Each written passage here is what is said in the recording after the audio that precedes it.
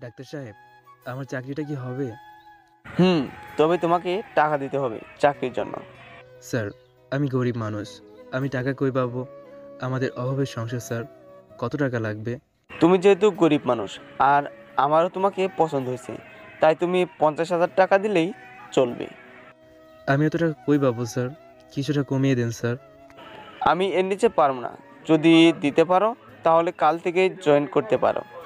আর তোমার বেতন হবে 40,000 টাকা প্লাস, উপরে কামাই তো আছেই।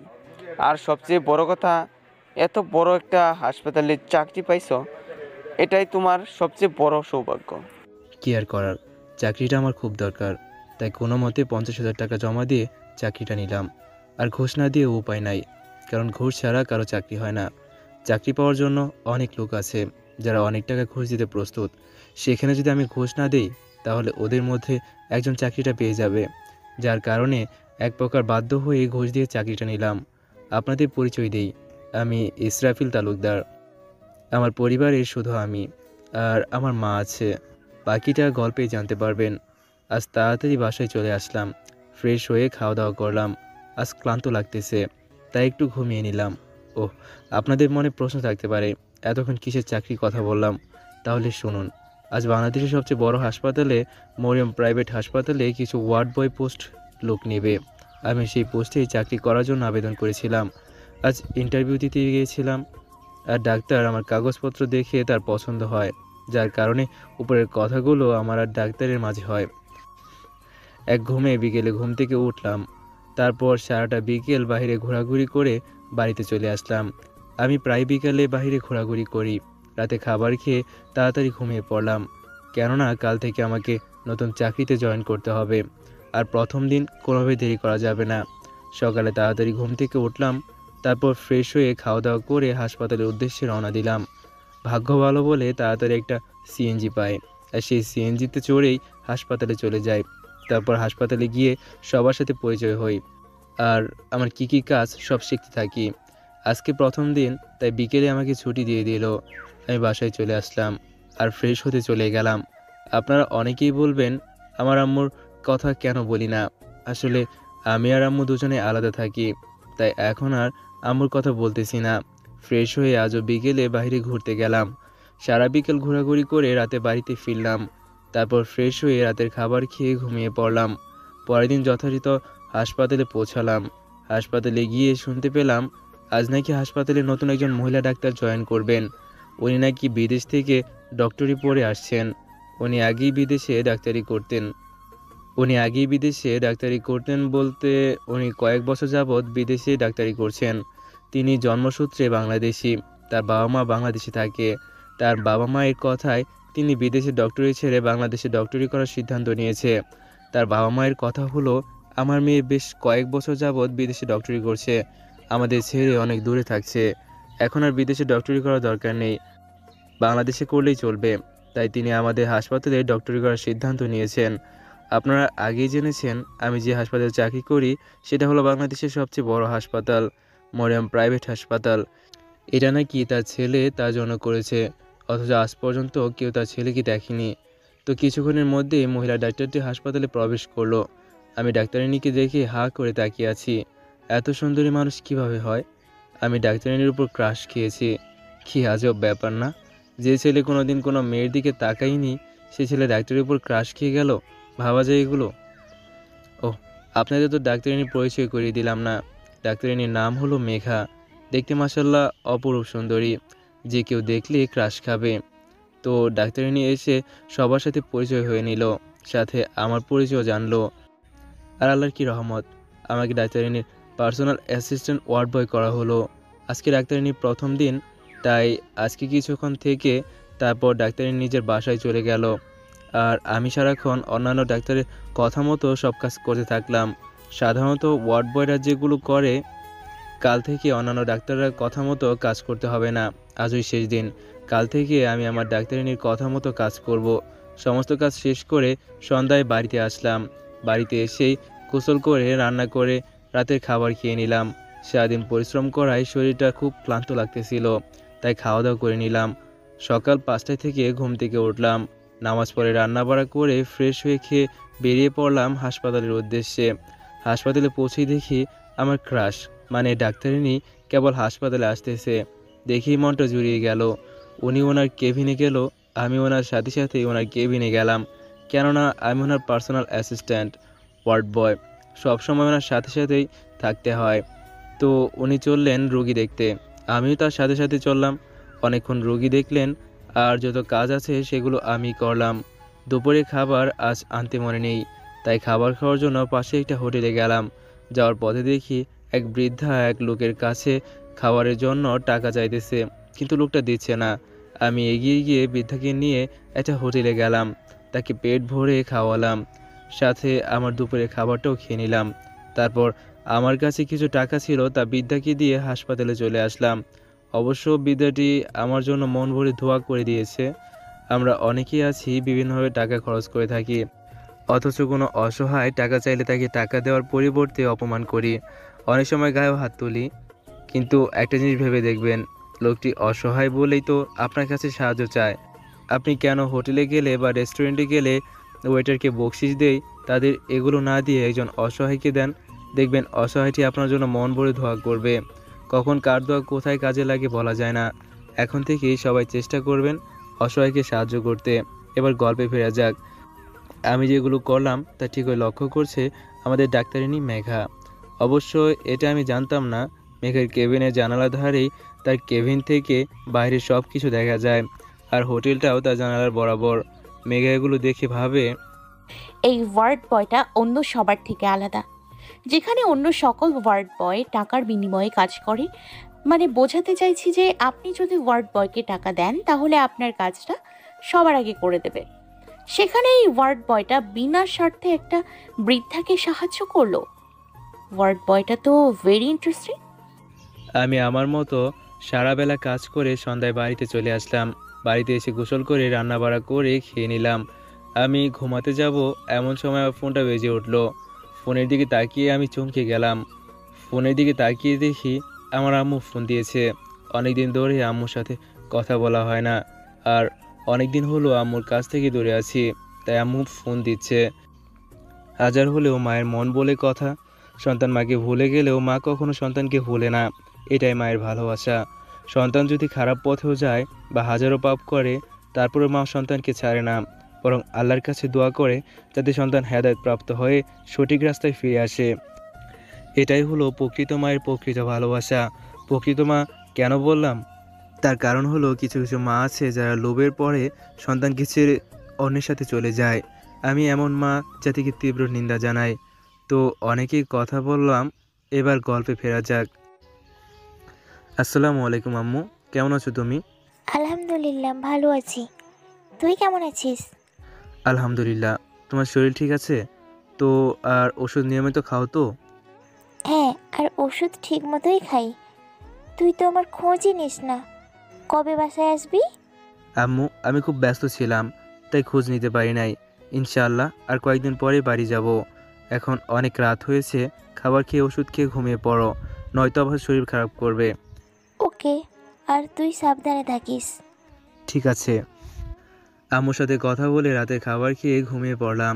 কেননা সারাদিন পরিশ্রম করার কারণে রাত জাগতে মন চায় না, তাই তাড়াতাড়ি ঘুমিয়ে পড়লাম। সকালে উঠে রান্নাবাড়া করে ফ্রেশ হয়ে খাওয়া দাওয়া করে হাসপাতালের উদ্দেশ্যে বেরিয়ে পড়লাম। তারপর একটা সিএনজি নিয়ে হাসপাতালে পৌঁছালাম। হাসপাতালে পৌঁছে শুনতে পেলাম আজ আবার নাকি আরেকজন নামকরা ডাক্তার আসবে। উনি নাকি একজন মেয়ে, আর সবচেয়ে বড় কথা ওনার বাবা খুব নামকরা ও খুব প্রভাবশালী একজন ব্যক্তি। বাংলাদেশে তার প্রচুর ক্ষমতা। ডাক্তারটির নাম হলো মুনতাহা। দেখতে মাশাআল্লাহ, তবে ডক্টর মেঘার মতো অপরূপ সুন্দরী নয়। উনি আসার পরে সবাই ওনাকে ফুল দিয়ে বরণ করলো, সাথে আমি ফুল দিয়ে শুভেচ্ছা জানালাম। তবে ওনার অবস্থা থেকে বুঝলাম উনি ছেলে ওয়ার্ড বয়দের দেখতে পারে না। না দেখতে পারলে আমার কি, আমি তো ডক্টর মেঘার পার্সোনাল অ্যাসিস্ট্যান্ট ওয়ার্ড বয়। ওনার দেখা না দেখাতে কিছু যায় আসে না। তো উনি ফুল নিয়ে ভিতরে চলে গেল। আমি গেলাম ডক্টর মেঘার চেম্বারে, কেননা আমি ডক্টর মেঘার পার্সোনাল অ্যাসিস্ট্যান্ট ওয়ার্ড বয়। ভিতরে আসতে পারি ম্যাম? আরে ইশরাফিল, আপনি? হ্যাঁ, ভেতরে আসেন। আর কিছু বললেন? আর কিছু বলবেন? ধন্যবাদ ম্যাম। বলছিলাম কি ম্যাম, এখন তো রোগী দেখতে যাওয়ার টাইম, চলেন রোগীগুলো দেখে আসি। ও হ্যাঁ, চলেন দেখে আসি। তারপর আমি আর মেঘা ম্যাম চললাম রোগী দেখতে। মেঘা ম্যাম রোগীদের দেখছে, আমি তাকে বিভিন্নভাবে সাহায্য করতেছি। এক পর্যায়ে এক রোগীর দিকে চোখ গেলে দেখতে পেলাম রোগীটা খুবই বৃদ্ধ। বৃদ্ধটাকে দেখে খুব মায়া হলো। খোঁজ নিয়ে জানতে পারলাম বৃদ্ধটির 3টি ছেলে আছে, কিন্তু কেউ তারা বৃদ্ধটির খোঁজ খবর নেয় না। এক পর্যায়ে বৃদ্ধটির অসুখ ধরা পড়লে তারা সন্তানরা তাকে তাড়িয়ে দেয়। অবশেষে এক যুবক নাকি তাকে এখানে এনে তার চিকিৎসা করাচ্ছে। হায়রে সন্তানেরা, যাদের জন্য বাবা মা সারা জীবন কষ্ট করে গেছে, জীবনে কোনো দিন নিজের চাহিদা বা নিজে কি পড়তেছে এটা কোনো দিন খেয়াল করেনি, শুধু ভাবছে সন্তানদের চাহিদা মেটাতে হবে, তাদের ভালো পোশাকের ব্যবস্থা করে দিতে হবে, এজন্য সারা জীবন পরিশ্রম করে গেছে। সন্তান অসুস্থ হলে কখনো বিনা চিকিৎসায় রাখেনি, প্রয়োজনে নিজের রক্ত বিক্রি করে হলেও করেছে। আর সেই অকৃতজ্ঞ সন্তানরা এর প্রতিদান দিল। আমরা অনেকেই এই রকমটাই দেখে থাকি। তবে মাথায় রাখবেন, আপনি যেমন করতেছেন ঠিক তেমনই ফল পাবেন। আর হ্যাঁ, দুনিয়াতে ওই যুবকের মতো ভালো মানুষ আছে বলেই দুনিয়াটা বেঁচে আছে।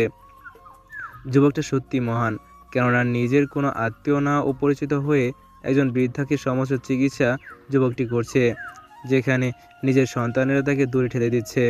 আমি বৃদ্ধটির সাথে ভালো মন্দ কথা বলে বৃদ্ধটির জন্য কিছু ফল আনতে গেলাম, আর মেঘা ম্যাম অন্যান্য রোগীদের দেখতে গেল। আমি কিছুক্ষণের মধ্যেই কয়েক কেজি ফল এনে বৃদ্ধাকে দিয়ে চলে আসলাম মেঘা ম্যামের কাছে। তারপর অন্যান্য রোগীকে দেখে দুপুরে খাবারের সময় হলো, তাই চলে গেলাম দুপুরে খাবার খেতে।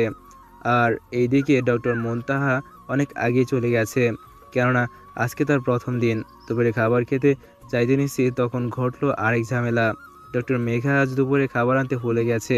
সে বাইরে খাবার খেতে পারে না। এখন কি উপায়? অবশেষে আমার বাড়ি থেকে আনা খাবারগুলো মেঘা ম্যামকে দিলাম, আর বাড়ি থেকে আসার সময় নিজের গরুর গোশত রান্না করে নিয়ে আসছি। আমি তো বাইরে খাবার খেতে পারি, উনি তো আর বাইরের খাবার খেতে পারে না, তাই দিলাম। অবশ্য আমার ক্রাশই তো খাবে, অন্য কেউ তো আর না। আমার সামনে আমার ক্রাশ না খেয়ে থাকবে, এটা কি করে হয়? আপনার খাবার আমাকে দিচ্ছেন কেন? আপনি কি খাবেন? আপনি তো খাবার আনতে ভুলে গেছেন, আর বিশেষ কথা হলো আপনি বাইরের খাবার খেতে পারেন না। আমি তো বাইরের খাবার খেতে পারি, আর এগুলো আমি বাসা থেকে নিজ হাতে রান্না করে এনেছি, তাই আপনি এগুলো খান। আমি না হয় আজ বাইরে খেয়ে নেব। আচ্ছা ঠিক আছে, এত করে যখন বলছেন তাহলে আমি এগুলো খাবো।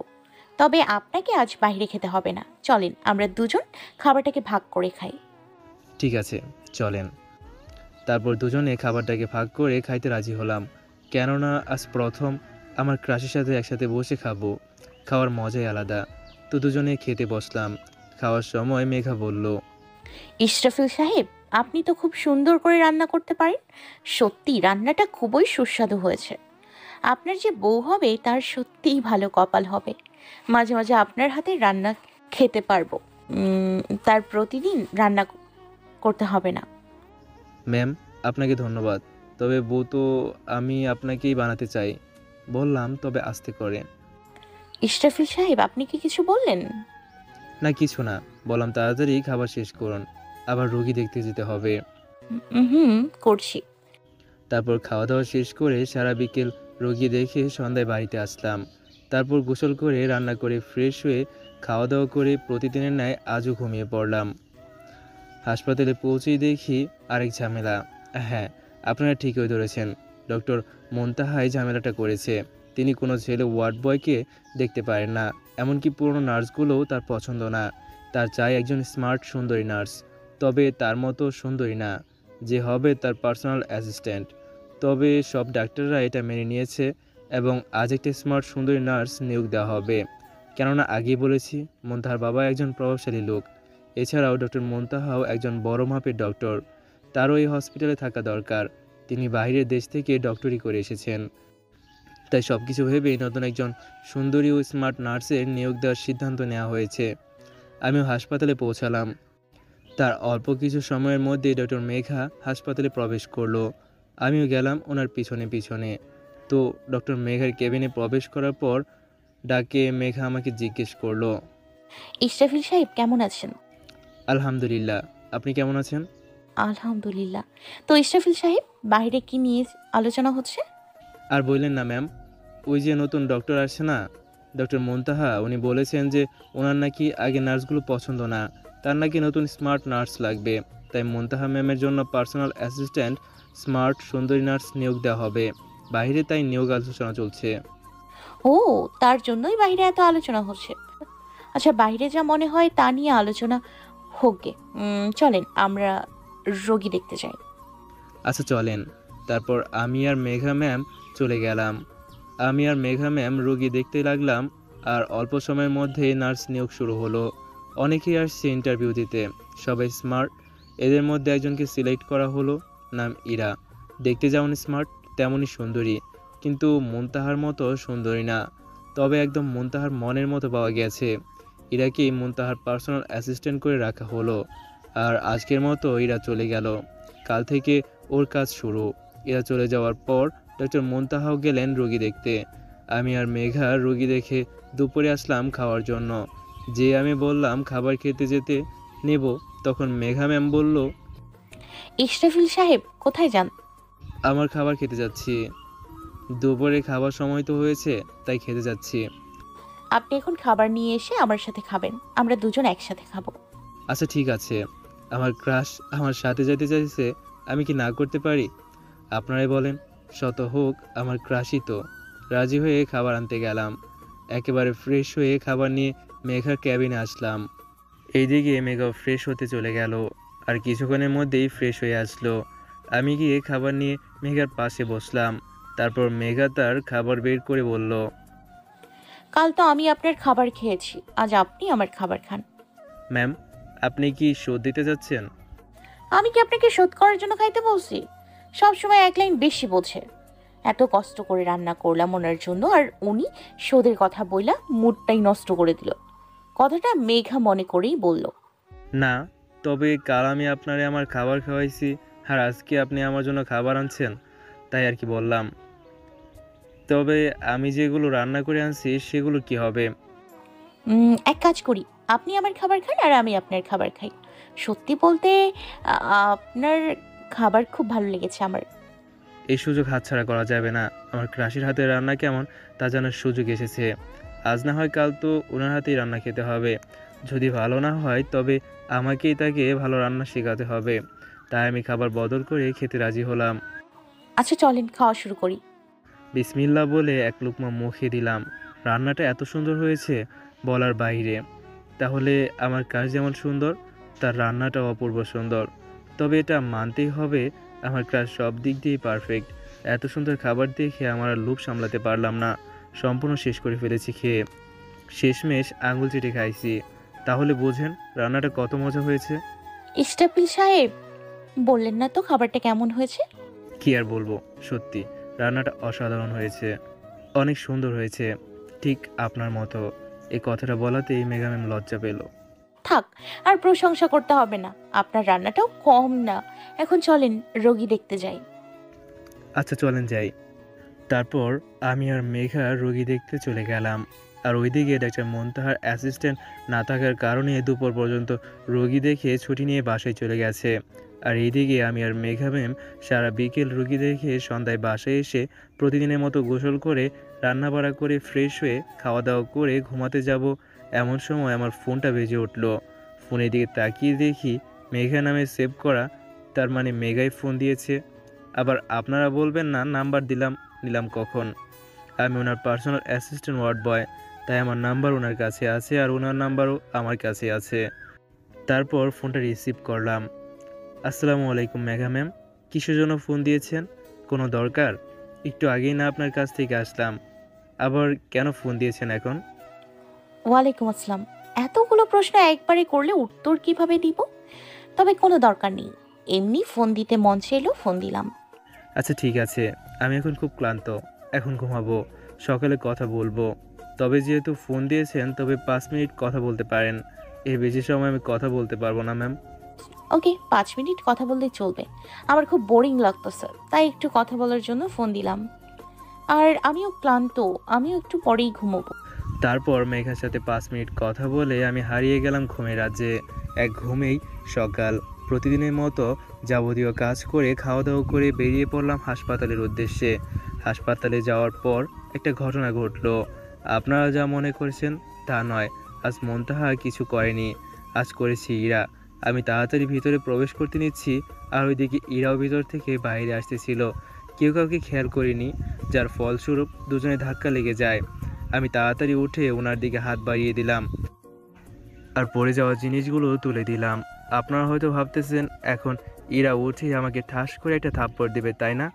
না, ইরা এটা করেনি। বরং দুজনেই দুজনকে সরি বলে যে যার কাজে চলে গেলাম। এখন ইরা বুঝতে পেরেছে এখানে কারো একারই দোষ না, দোষ দুজনেরই।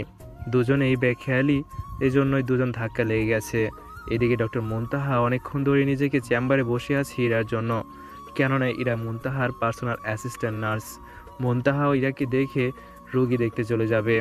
অল্প কিছুক্ষণের মধ্যেই মুনতাহার রুমে প্রবেশ করলো। মুনতাহা ইরাকে জিজ্ঞেস করলো, আজ তোমার এত দেরি হলো কেন? আমি আজ আগেই আসছি, একটু ফ্রেশ হতে গিয়েছিলাম, তাই দেরি হয়ে গেছে। নেক্সট টাইম থেকে যেন আর এমন দেরি না হয়, বুঝছো? জি ম্যাম। আচ্ছা চলো, এখন আমরা রুগী দেখতে চাই। ওকে চলেন। এই বলে ইরা আর মুনতাহা রোগী দেখতে চলে গেল। আর এইদিকে আমি ডক্টর মেঘার জন্য ওয়েট করতেছি, কখন উনি ওয়াশরুম থেকে বের হবে, কখন আমরা রোগী দেখতে যাব। অপেক্ষা করতে করতে প্রায় 20 মিনিট পার হয়ে গেল, তাও তার বের হওয়ার নামই নাই।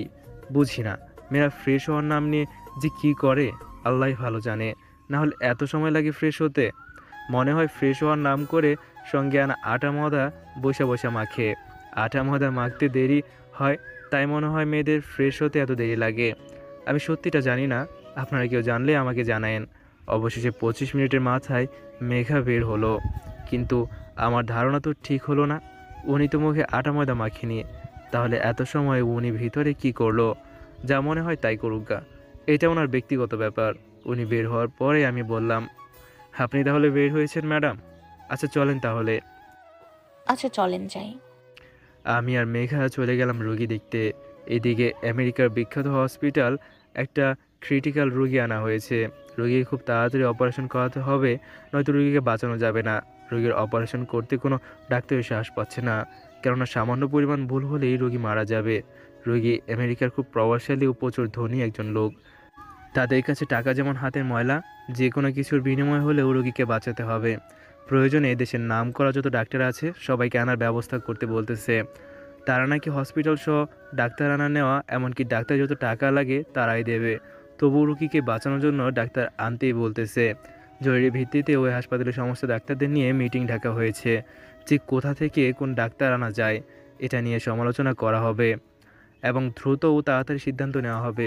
এইদিকে আমি আর মেঘা রোগী দেখে দুপুরে আসলাম খাওয়ার জন্য।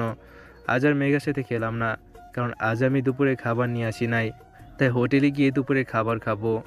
হোটেলে খাওয়ার জন্য বের হয়েছি, পেছন থেকে একটা পিচ্ছি আঙ্কেল বলে ডাক দিল। আমি পেছনে ঘুরেই পিচ্ছির দিকে তাকালাম। তাকিয়ে দেখি পিচ্ছিটা খুবই ক্ষুধার্ত, মনে হয় দুদিন ধরে কিছুই খায় না। আমি পিচ্ছিটার কাছে যাওয়ার পর পিচ্ছিটা আমাকে বলল, আঙ্কেল, আমাকে কিছু টাকা দেন। আমি 2 দিন ধরে শুধু পানি খেয়ে আছি, একটা দানা ভাতও খাইনি। দেখছেন এইটুকু পিচ্ছি, তাও বলে 2 দিন ধরে না খেয়ে আছে।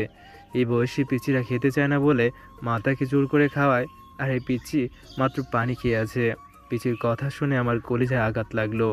আমি পিচ্ছিকে জিজ্ঞেস করলাম, তোমার বাবা মা কোথায়? আমার বাবা মা গাড়ি অ্যাক্সিডেন্টে মারা গেছে, আর আমার চাচা চাচিরা আমাকে বাড়ি থেকে তাড়িয়ে দিচ্ছে। বাবা মা তো আমাকে ছেড়ে চলে গিয়ে খুব সুখেই আছে, কিন্তু আমি যেতে পারতেছি না। মাঝে মাঝে মনে হয় না খেতে পেয়ে আমি এখনই বুঝি মারা যাব। জানেন আঙ্কেল, আমি খিদে সহ্য করতে পারি না, তারপরের আমাকে না খেয়ে থাকতে হয়। খাবার না পেয়ে বাধ্য হয়ে আমি পানি খেয়ে আমার ক্ষুধা মিটাই।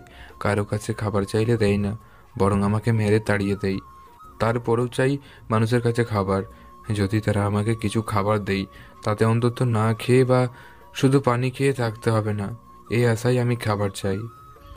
পিচ্ছিটার কথায় আমি আর চোখের পানি ধরে রাখতে পারলাম না, অনবরত আমার চোখ দিয়ে পানি পড়তে থাকলো। এই বয়সে এই পিচ্ছিটা কত কষ্ট করে থাকতে হয়। আর শালার পাষাণ মানুষ, পিচ্ছিটা মা বাবা মারা গেছে, তার গার্জিয়ান হিসেবে চাচা চাচিরা ভরণ পোষণের দায়িত্ব নেবে, তা না করে তাকে তাড়িয়ে দিয়েছে। এমন মানুষদের কী করা উচিত আপনারাই বলেন। শোন পিচ্ছি, তোর নাম কি? আহাদ। শোন, আজ থেকে তোকে আর না খেয়ে থাকতে হবে না। আজই তোকে ভালো একটা এতিমখানায় ভর্তি করিয়ে দিয়ে আসবো, যেখানে তোকে প্রতিদিনই খাবার দেবে, এমনকি তোকে পড়াশোনাও করাবে। তার আগে চল দুজনে পেট ভরে খেয়ে নেই। ঠিক আছে আঙ্কেল। তারপর আমি আর পিচ্চি হোটেলে গিয়ে পেট ভরে খাবার খেয়ে নিলাম। খাওয়া শেষে পিচ্চিটাকে নিয়ে একটা শপিং মলে নিয়ে আসলাম। ওর জন্য কিছু জামা কাপড় কিনবো। কয়েকটা জামা কাপড় কিনে ওর জন্য কিছু বই কিনে নিয়ে গেলাম এতিমখানায়। তারপর এতিমখানায় ওকে ভর্তি করে সব কিছু ঠিকঠাক করে আমি চলে আসলাম হসপিটালে। আসার সময় বলে এসেছি আমি মাঝে মাঝে তাকে দেখতে আসব, আর তুই মন দিয়ে পড়াশোনা করবি। ও আমাকে আচ্ছা বলে বিদায় দিল। আমার এই কাহিনী আজ একজন দেখছেন, যে আমি জানতাম না। হাসপাতালে পৌঁছানোর পর মেঘা জিজ্ঞেস করলো আমি এতক্ষণ কোথায় ছিলাম। আমি বললাম আমার একটা জরুরি দরকার ছিল, তাই বাড়িতে গিয়েছিলাম। এখন চলেন আমরা রুগী দেখতে যাই। তারপর আমি আর মেঘা রুগী দেখতে গেলাম। সারা বিকেল রুগী দেখে সন্ধ্যায় বাসায় চলে আসলাম। আর বাসায় এসে গোসল করে রান্না করে ফ্রেশ হয়ে খাওয়া দাওয়া করে দিলাম এক ঘুম। ওইদিকে অনেকক্ষণ ধরে মিটিং করেও কোনো ডাক্তারই খোঁজ বের করতে পারলো না, কারণ এমন অপারেশন কেউ করতে পারবে না। ওনাদের মধ্যে একজন বলে উঠল, একজন ডাক্তারই এই অপারেশনটা করতে পারবে। উনি এর চেয়ে অনেক কঠিন অপারেশন করতে পারে। উনি বিশ্বের একমাত্র ডাক্তার যে কিনা খুব ভয়ঙ্কর অপারেশনও করতে পারে। তিনি 5 বছর আগেও এর চেয়ে ক্রিটিক্যাল অপারেশন করেছে। অবশ্য আজ পর্যন্ত তাকে কোনো মিডিয়া লোক দেখেনি, এমনকি কোনো ডাক্তারও তাকে দেখেনি।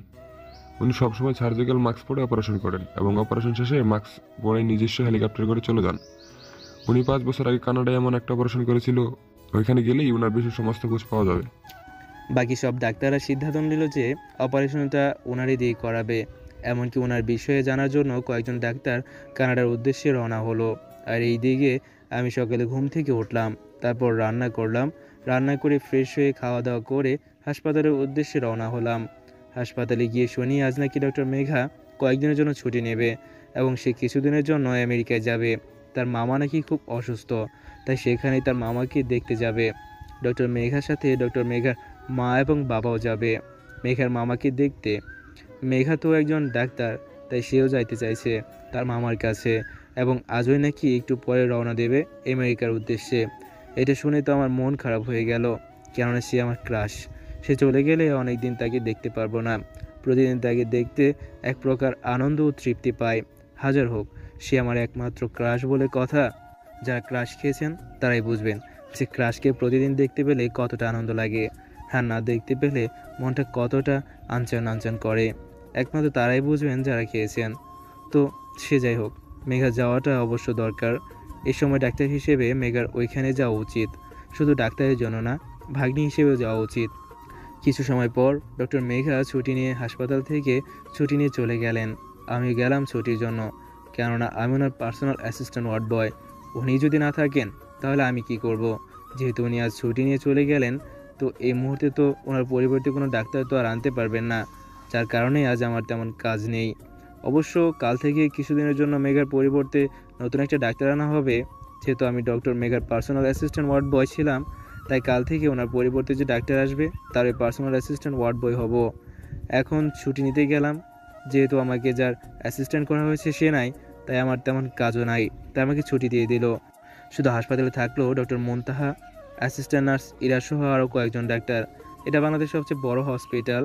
এখানে দু একটা ডাক্তার না থাকলেও কোনো সমস্যা নেই। ডক্টর মুনতাহার অ্যাসিস্ট্যান্ট নার্স ইরা গেল রুগী দেখতে, আর আমি ছুটি নিয়ে চলে আসলাম বাড়িতে। আজ ভালো লাগতেছে না, তাই ভাবলাম একটু বৃদ্ধাশ্রম দিয়ে ঘুরে আসি। অনেকদিন ধরে সেখানে যাওয়া হয় না। আজ ভালো লাগতেছে না বলে বৃদ্ধাশ্রমে যাওয়ার জন্য বের হতে গেলাম। অনেকক্ষণ পর বৃদ্ধাশ্রমে পৌঁছালাম। এখানে আমি প্রায় আসতাম, কিছুদিন ধরে এখানে আসা হয় না। এখানে সব বৃদ্ধার করুণ কাহিনী আছে। পাষাণ বেঈমান অকৃতজ্ঞ সন্তানদের কারণেই আজ তাদের এখানে থাকতে হচ্ছে। এই বৃদ্ধাদের দেখতে কলিজা ছিঁড়ে যায়, কারণ আজ তাদের থাকার কথা ছিল সন্তানের সাথে, কিন্তু তাদের থাকতে হচ্ছে বৃদ্ধাশ্রমে। এত কষ্ট বুকে জমা নিয়েও সর্বদা সন্তানের জন্য দোয়া করতেছে যাতে সন্তান সুখে থাকে। হ্যাঁ, পিতামাতারা এমনই। সন্তান হাজারো দুঃখ দিলে তারা সন্তানের জন্য বদদোয়া করে না, আল্লাহর কাছে দোয়া করে যে সন্তান যেন সুখে থাকে। সব সন্তানের উচিত মা বাবার খ্যাদমত করা। পিতামাতার খ্যাদমত করলে আল্লাহ তাআলা খুশি হন। এতে দুনিয়ার জীবন ও মৃত্যুর পরবর্তী জীবন সুখের হয়। আমি সবার সাথে দেখা সাক্ষাৎ করে সবার খোঁজ খবর নিয়ে অনেকক্ষণ থেকে তাদের কাছ থেকে বিদায় নিয়ে চলে আসলাম। এদিকে কয়েকজন ডাক্তার কানাডায় পৌঁছে জানতে পারলো ডাক্তারের নামে মেহেদি হাসান, তিনি এখন বাংলাদেশে থাকেন। কেননা ক্রিটিক্যাল অপারেশন করতে হলে তিনি করেন। শুধু তাকে বললেই তাড়াতাড়ি উনি চলে আসেন। তাকে আনার জন্য আগে থেকেই যোগাযোগ করতে হয় না। তার একটা প্রাইভেট হেলিকপ্টার আছে, সেটা নিয়ে এসে চলে আসে। এই যে পাঠক ভাইয়েরা ও বোনেরা, আপনারা বলবেন যে উনি এত বড় ডাক্তার, তারপরেও ওনাকে বলার সাথে সাথে কীভাবে চলে আসে? আর যেহেতু উনি অনেক বড় ডাক্তার, সেহেতু উনি কীভাবে এত ব্যস্তর মধ্যে আসবে? বড় বড় ডাক্তাররা ব্যস্ত থাকবে, এটাই স্বাভাবিক। ব্যস্ত থাকলে তো আর ফোন দেওয়ার সাথে সাথেই তো আর আসার কথা না, তাই না? সবার উত্তর, উনি একজন বড় ডাক্তার, ঠিক আছে, ওনার টাকা পয়সার অভাব নাই, উনি শুধু ক্রিটিক্যাল অপারেশন করান, তাছাড়া তিনি অন্য কোনো রোগী দেখেন না। তাই তাকে ফোন দেওয়ার সাথে সাথেই সে চলে আসে। ডাক্তারের নাম আর নাম্বার নিয়ে আমেরিকায় চলে আসলো। তারপর তাদের হেডকে ডাক্তারের নাম জানালো এবং ডাক্তারের নাম্বার দিল। ওইদিকে ডক্টর মেঘা হাসপাতাল থেকে যাইয়া মা বাবাকে নিয়ে আমেরিকায় যাওয়ার জন্য বেরিয়ে পড়েছে। যেহেতু আগে খবর পেয়েছে তার মামার অসুস্থতার, তাই তাদের জিনিসপত্র আগে থেকেই গুছিয়ে রেখেছে। এতক্ষণ শুধু ছুটি নেওয়ার জন্য অপেক্ষা করছে, আর ছুটি নিয়েই বেরিয়ে পড়েছে আমেরিকার উদ্দেশ্যে। মেঘার মামা প্রচুর ধনী, তাই তারা মেঘার যাবে বলে মেঘাদের জন্য একটা প্রাইভেট হেলিকপ্টার পাঠিয়েছে। এটাতে করেই মেঘারা আমেরিকার উদ্দেশ্যে রওনা হলো। আর এদিকে আমি বাসায় আসতেই সন্ধ্যা হয়ে যাওয়ায় বাসায় এসে গোসল করে রান্না করে ফ্রেশ হয়ে রাতের খাবার খেয়ে বিছানায় শুয়ে আছি। অমনি হঠাৎ আমার একটা ফোন বেজে উঠলো। তাকিয়ে দেখি আমার বন্ধু মাসুদ ফোন দিয়েছে। মাসুদ আর আমি বেস্ট ফ্রেন্ড, অবশ্য আরেকজন আছে, সেটা আপনারা গল্পের মাঝেই জানতে পারবেন। মাসুদের ফোনটা ধরে ওকে সালাম দিলাম। আসসালামু আলাইকুম মাসুদ, কেমন আছিস দোস্ত? কি খবর তোর? আলহামদুলিল্লাহ ভালো আছি। তুই কেমন আছিস? আর মোটামুটি সবাই ভালো আছে। তোর কি খবর? আলহামদুলিল্লাহ, আমি ভালো আছি, আর আমরা সবাই ভালো আছি। তবে বহুদিন পর ফোন দেওয়ার কারণটা কি জানতে পারি? আমি কি তোরে শুধু কারণের জন্য ফোন দেই? এমনিতে কি ফোন দেই না? তবে আজ কারণেই ফোন দিয়েছি। আরে রাগ করছিস কেন? আমি জানতাম তুই নিশ্চয়ই কোনো না কোনো কারণেই ফোন দিয়েছিস। বল, কারণটা কি? কোনো মেয়ের জন্য ফোন দিয়েছিস নাকি রে? আরে না, কোনো মেয়ের জন্য নয়। তুই কালকেই আমেরিকা চলে আয়, খুব ইমার্জেন্সি একটা কাজ করতে হবে। এখনই তুই রওনা দে, আমি তোর জন্য সব কিছু রেডি করতেছি। আচ্ছা, আমি এখনই রওনা দিচ্ছি। আপনারা আবার জিজ্ঞেস করবেন আমি কেন আর আমেরিকা কেন যাব? আমি তো গরিব, তাই তো? না, আমি গরিব না, আমি সেই টপ ডাক্তার। এখানে আমার ওয়ার্ড বয় হওয়ার কারণ গল্পের সাথেই থাকুন, তাহলে জানতে পারবেন। আর মাসুদ যে ফোন দিয়েছিল, সে একজন বড় ডাক্তার। তো আমি রেডি হয়ে চলে আসছি এয়ারপোর্টে। আপনারা আবার বলবেন আমি তো প্রাইভেট হেলিকপ্টার ছাড়া যাতায়াত করি না, তাহলে এয়ারপোর্টে কেন? হ্যাঁ, আজ আমি বিমানেই যাব। অনেক দিন ধরে বিমানে যাতায়াত করি না। মাসুদ অনেক বড় ডাক্তার হওয়ায় ওর কথায় আমার জন্য ইমার্জেন্সি একটা বিমানের টিকিট কেটে দিয়েছে। আর আমি টিকিট নিয়ে নিজের সিটে গিয়ে বসলাম। বিমান আমেরিকার উদ্দেশ্যে রওনা হলো। ওইদিকে মেঘা ও তার পরিবার সবাই আমেরিকায় পৌঁছে গেছে। সরাসরি মেঘার মামা যে হসপিটালে ভর্তি, সেই হাসপাতালে পৌঁছে গেছে। মেঘা কাউন্টার থেকে ওর মামার রুম নাম্বার জেনে নিল যে ওর মামা কোন রুমে ভর্তি আছে। তারপর মেঘা ও ওর পরিবার সেখানে গেল। সেখানে গিয়ে দেখে ওর মামি বাইরে বসে কান্না করতেছে। মেঘা ও মেঘার পরিবার মেঘার মামির কাছে গেল। ওনারা মেঘার মামিকে সান্ত্বনা দিতে থাকলো। আর মেঘা চলে গেল ডাক্তারের সাথে কথা বলতে। এদিকে রাত 11টায় বিমান আমেরিকায় বিমানবন্দরে ল্যান্ড করলো। আমাকে রিসিভ করতে মাসুদ এসেছে। আমি মাসুদের সাথে চলে গেলাম মাসুদ যেখানে থাকে সেখানে। দীর্ঘ জার্নি করার কারণে শরীর খুব ক্লান্ত, তাই বাসায় গিয়ে ফ্রেশ হয়ে খাওয়া দাওয়া করে ঘুমিয়ে পড়লাম। মেঘা ডাক্তারের সাথে কথা বলে জানতে পারলো যে তার মামার অপারেশনের জন্য টপ ডাক্তারকে আসতে বলা হয়েছে, আর তিনি খুব শীঘ্রই আসছেন। আর এদিকে মরিয়ম প্রাইভেট হসপিটালে ডক্টর মুনতাহা আর তার অ্যাসিস্ট্যান্ট নার্স ইরা সারাদিন রোগী দেখে রাতে বাড়িতে গেছে। আজ ডক্টর মুনতাহার অনেক রোগী দেখতে হয়েছে। ডক্টর মেঘার রোগীগুলোকেও আজ মুনতাহার দেখতে হয়েছে, তাই আজ একটু বেশি দেরি হয়ে গেছে। কাল একজন ডাক্তার কয়েকদিনের জন্য আনা হবে ডক্টর মেঘার অনুপস্থিতিতে রোগীর সেবা দেওয়ার জন্য। আজ এই বিষয় নিয়ে হসপিটালের ম্যানেজার সমালোচনা করছে। আজ 7 বছর পর দেশে আসছে মনির। 7 বছর আগে এ দেশ ছেড়ে আমেরিকায় গিয়েছিল মনির। বর্তমানে মনির কানাডার নামকরা হাসপাতাল পপুলার হাসপাতালে ডাক্তারি করছে। বাবা মায়ের জোরাজুরিতেই কয়েকদিনের জন্য এই দেশে এসেছে, কিছুদিন পর আবার চলে যাবে। পরিবারের সবার সাথে ভাব বিনিময় করে নিজের রুমে গিয়ে শুয়ে পড়ল মনির। এদিকে আমি রাতেই মাসুদকে আমার আসার বিষয়টি কনফার্ম করতে বলেছি। মাসুদও আমার কথা মতো ওনাদের কনফার্ম করে দিয়েছে। সকাল 4টায় ঘুম থেকে উঠলাম, তারপর নামাজ পড়ে একটু হাঁটাহাঁটি করলাম। হাঁটাহাঁটি করে বাসায় এসে খাওয়া দাওয়া করলাম। তারপর আমি বাসায় থেকে সার্জিক্যাল মাস্ক সহ অপারেশন করার জন্য এমনভাবে পোশাক পরলাম যাতে কেউ আমাকে চিনতে না পারে। আমার জন্য মাসুদ এগুলো আগে থেকেই ব্যবস্থা করে রেখেছে, তাই এখন এগুলো পরে মাসুদের দেওয়ার ঠিকানা মোতাবেক রওনা দিলাম। ওহ, আপনারা আবার বলবেন আমার সাথে যোগাযোগ না করে মাসুদের সাথে কেন যোগাযোগ করলো। আসলে আমি আমার সিমটা মাসুদরে দিয়েছি, যদি কেউ আমার খোঁজ খবর করে তাহলে ওই আমাকে জানায়, তাই তারা আমার সাথে যোগাযোগ না করিয়া মাসুদের সাথে করেছে। এদিকে মেঘা সকাল থেকেই খুব ব্যস্ত, কেননা আজ ওর মামার অপারেশন। মেঘা এখন পর্যন্ত ডাক্তারের নামটাও জানে না, অবশ্য জানার দরকার নাই।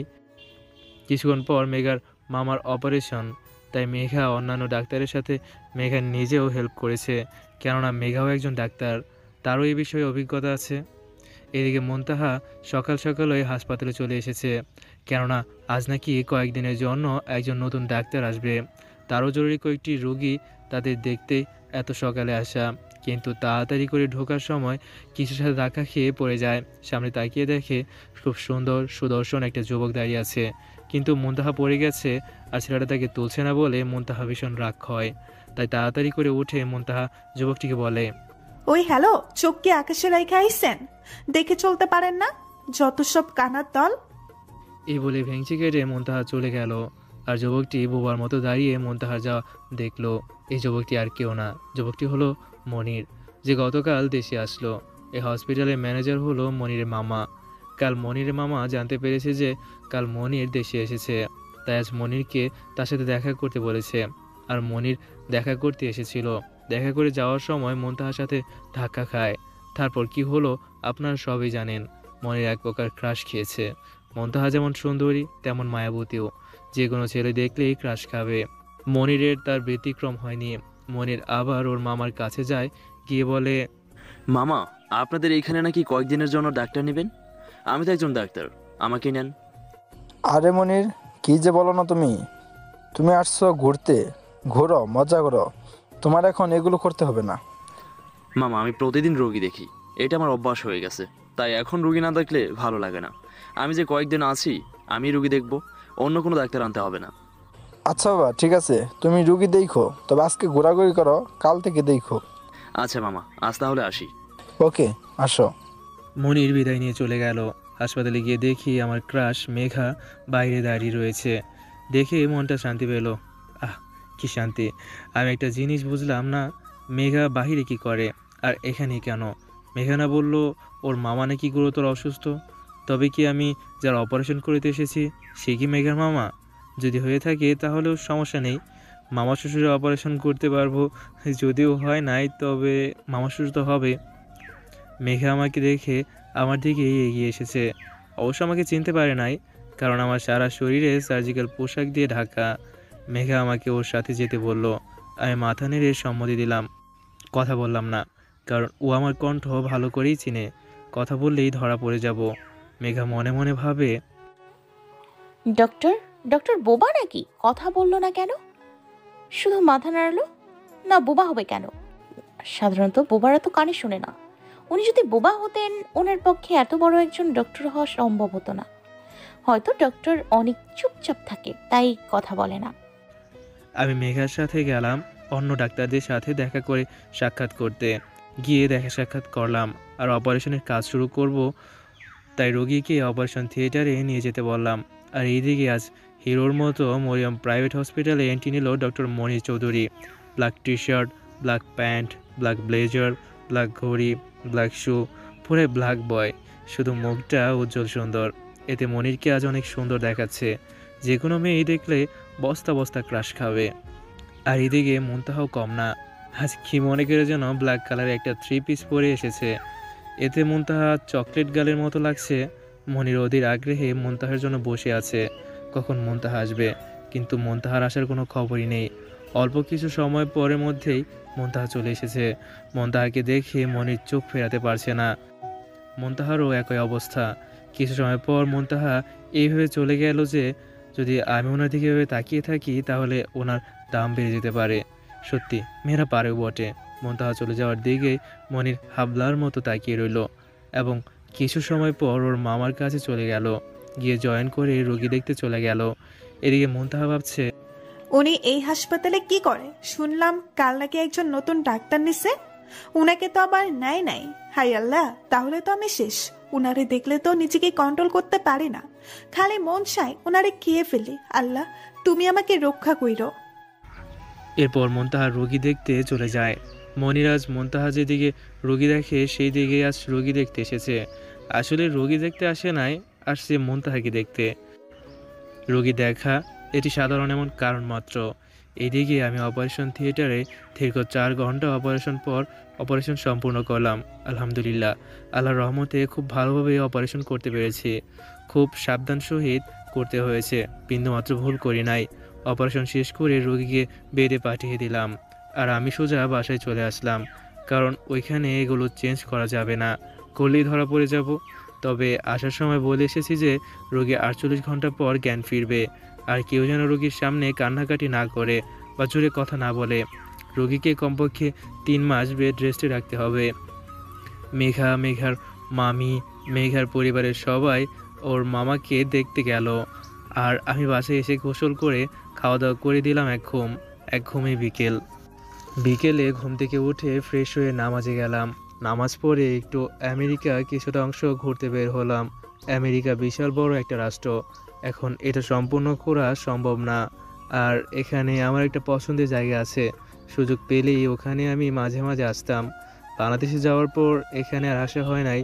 দীর্ঘ 1 ঘন্টা পর সেই জায়গায় পৌঁছে গেলাম। আর বাংলাদেশের ডক্টর মনির চৌধুরী তো মুনতাহার প্রেমে অন্ধ হয়ে গেছে।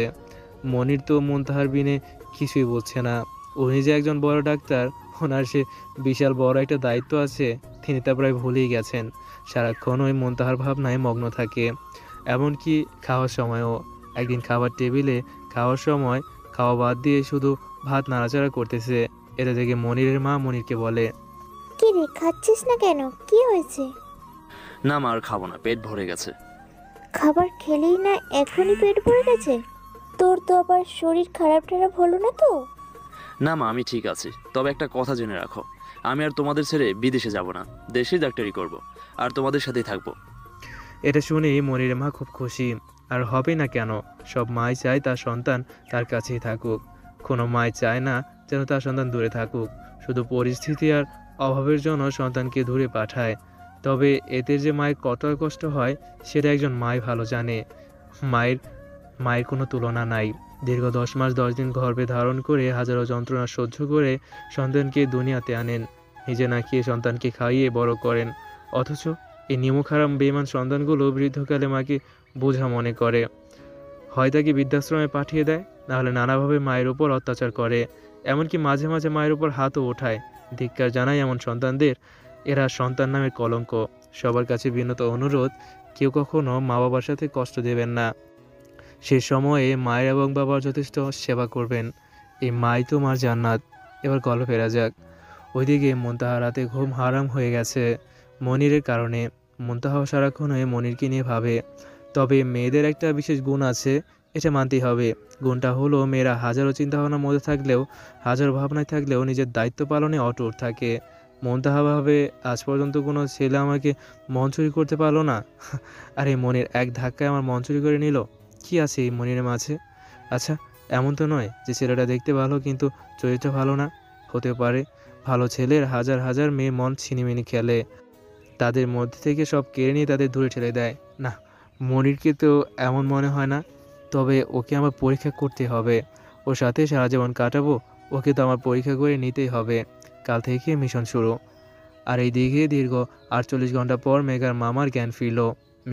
মেঘার মামি, মেঘার পরিবার যায় মেঘার মামার সাথে দেখা করতে।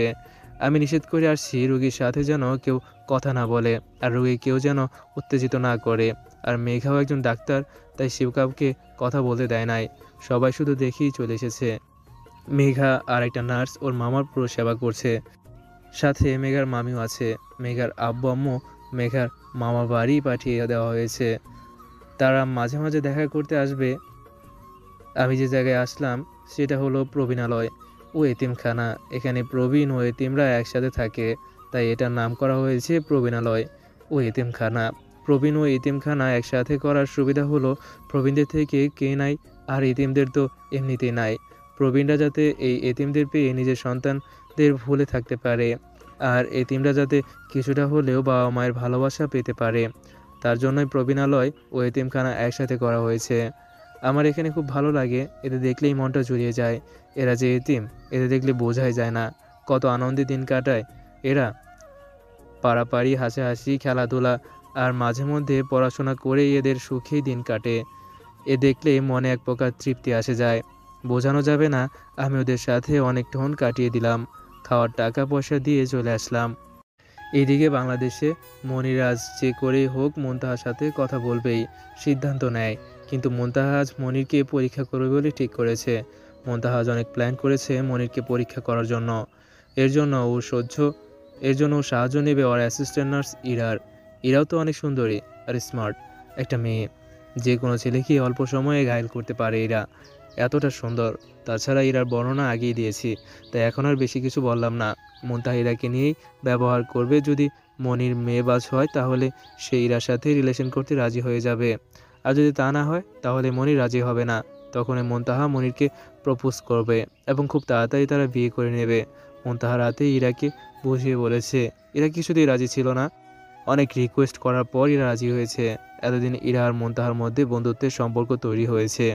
আর এইদিকে আমি রাতে বাসায় ফিরে এসেছি এবং মাসুদকে বলি, মাসুদ আমি কালকেই বাংলাদেশে ফিরে যাব, তুই সব কিছুর ব্যবস্থা কর। আরে কয়টা দিন থেকে যা, তুই তো আসোসই না, অনেক ব্যস্ত মানুষ।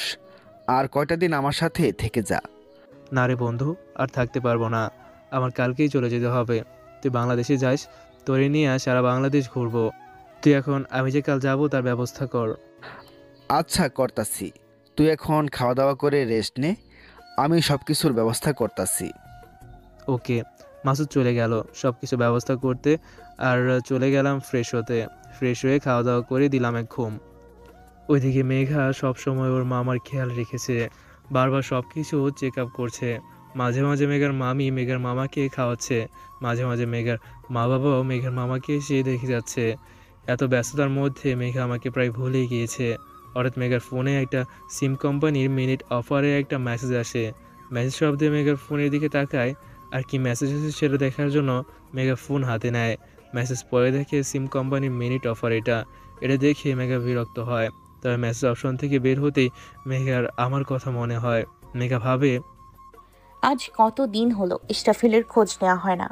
কেমন আছে আল্লাহই ভালো জানে, দেখি একটু ফোন দিয়ে কেমন আছে। এই ভেবে মেঘা আমাকে ফোন দিল। আমি কেবল খাওয়া দাওয়া করে ঘুমালাম, অমনি আমার ফোনটা বেজে উঠল। শালার কি একটা ডিস্টার্ব, এই ফোনের জ্বালা একটু শান্তি মতো ঘুমাতেও পারি না, জাস্ট অসহ্য। অনেক বিরক্তি নিয়ে ফোনটা হাতে নিলাম, কিন্তু ফোনটা হাতে নেওয়ার সাথে সাথেই স্বস্তি বিরক্তি নিমিশে উধাও, কারণ আমার ক্রাশ মেঘা আমাকে ফোন দিয়েছে। কতদিন ধরে মেঘার সাথে কথা বলি না, যাক আজ একটু বলি। এভাবেই ফোনটা রিসিভ করলাম। আসসালামু আলাইকুম ম্যাডাম, কেমন আছেন? ওয়ালাইকুম আসসালাম, আলহামদুলিল্লাহ ভালো আছি। আপনি কেমন আছেন ইসরাফিল সাহেব? আছি মোটামুটি আলহামদুলিল্লাহ। আপনার কি খবর? আর ওইখানে যাওয়া তো আমার কথা ভুলেই গেছেন, কোনোদিন তো ফোনও দিলেন না। আর বইলেন না ইসরাফিল সাহেব, মামার এই অপারেশনের কারণে খুব ব্যস্ত ছিলাম, তাই খোঁজ নেওয়া হয়নি। ও আচ্ছা, তা আপনার মামা এখন কেমন আছে? আছে মোটামুটি আগের থেকে ভালো, আল্লাহর রহমতে অপারেশনটা খুব ভালোভাবেই সম্পূর্ণ হয়েছে। আলহামদুলিল্লাহ, যাক তাহলে কোনো সমস্যা হয় নাই। আপনি কবে আসবেন? কোনো সমস্যা হয়নি, আমি কয়েকদিন পরেই চলে আসব। আচ্ছা তাহলে আইসেন, আর নিজের খেয়াল রাখেন। আমি এখন ঘুমাবো, গুড নাইট। ওকে, গুড নাইট। তারপর মেঘা ফোন কেটে দিল, আর আমি দিলাম ঘুম। পরের দিন সকালে আমি আমেরিকার বিমানবন্দরে। আমাকে বিদায় দিতে আমার সাথে এসেছে মাসুদ। অল্প সময়ের মধ্যে বিমানটি বাংলাদেশের উদ্দেশ্যে রওনা দেবে। আমি মাসুদকে বিদায় জানিয়ে বিমানে গিয়ে আমার সিটে গিয়ে বসলাম। অল্প কিছু সময়ের মধ্যেই বিমানটি বাংলাদেশের উদ্দেশ্যে রওনা হলো। আমি কানে ইয়ারফোন লাগিয়ে গান শুনতে লাগলাম। এদিকে বাংলাদেশে আজ ইরা মুনতাহার কথা মতো কাজ করার প্রিপারেশন নিচ্ছে। ও আগে থেকে প্ল্যান করেছে আজ ওকে কী কী করতে হবে। আজ ঘুম থেকে উঠতে অনেক দেরি হয়ে যায় মনিরের। ও আজ স্বপ্নের মুনতাহাকে নিয়ে হানিমুনের সাজেকে। ও স্বপ্নে আজই মুনতাহাকে বিয়ে করেছে। ওর ইচ্ছা হানিমুনে যায় বাসর করব। তাই ওর বিয়ের দিনই মুনতাহাকে নিয়ে হানিমুনে যায় মনির। চারদিকে কি সুন্দর প্রকৃতি, তার মাঝে আজ মনির বিয়ে করেছে, তাও আবার মনের মানুষকে। কি যে আনন্দ লাগছে মনিরের, তা বলে বোঝাতে পারবো না। অল্প কিছু সময়ের মধ্যে কিছু পার্লারে মেয়েরা সাজিয়ে দিয়ে গেল। একটা ঘরে মুনতাহাকে রেখে মেয়েগুলো চলে গেল। মনির অপেক্ষা না করে সরাসরি ওই রুমে ঢুকে পড়লো। মুনতাহা যখন মনিরকে সালাম করতে যাবে, মনির মুনতাহাকে কোলে তুলে খাটে ফেলে দেয়। তারপর মনির ধীরে ধীরে মুনতাহার দিকে এগিয়ে যায় বাসর করার জন্য। কেবলই মনির মুনতাহাকে লিপ কিস করতে যাবে, অমনি ওর মায়ের ডাকে ঘুমটা ভেঙে যায়। আরে বেচারা, বাসরটাও করতে পারলো না। একরাশ বিরক্তি নিয়ে মনির ঘুম থেকে উঠলো। তারপর ফ্রেশ হয়ে খাওয়া দাওয়া করে বের হলো হাসপাতালের উদ্দেশ্যে।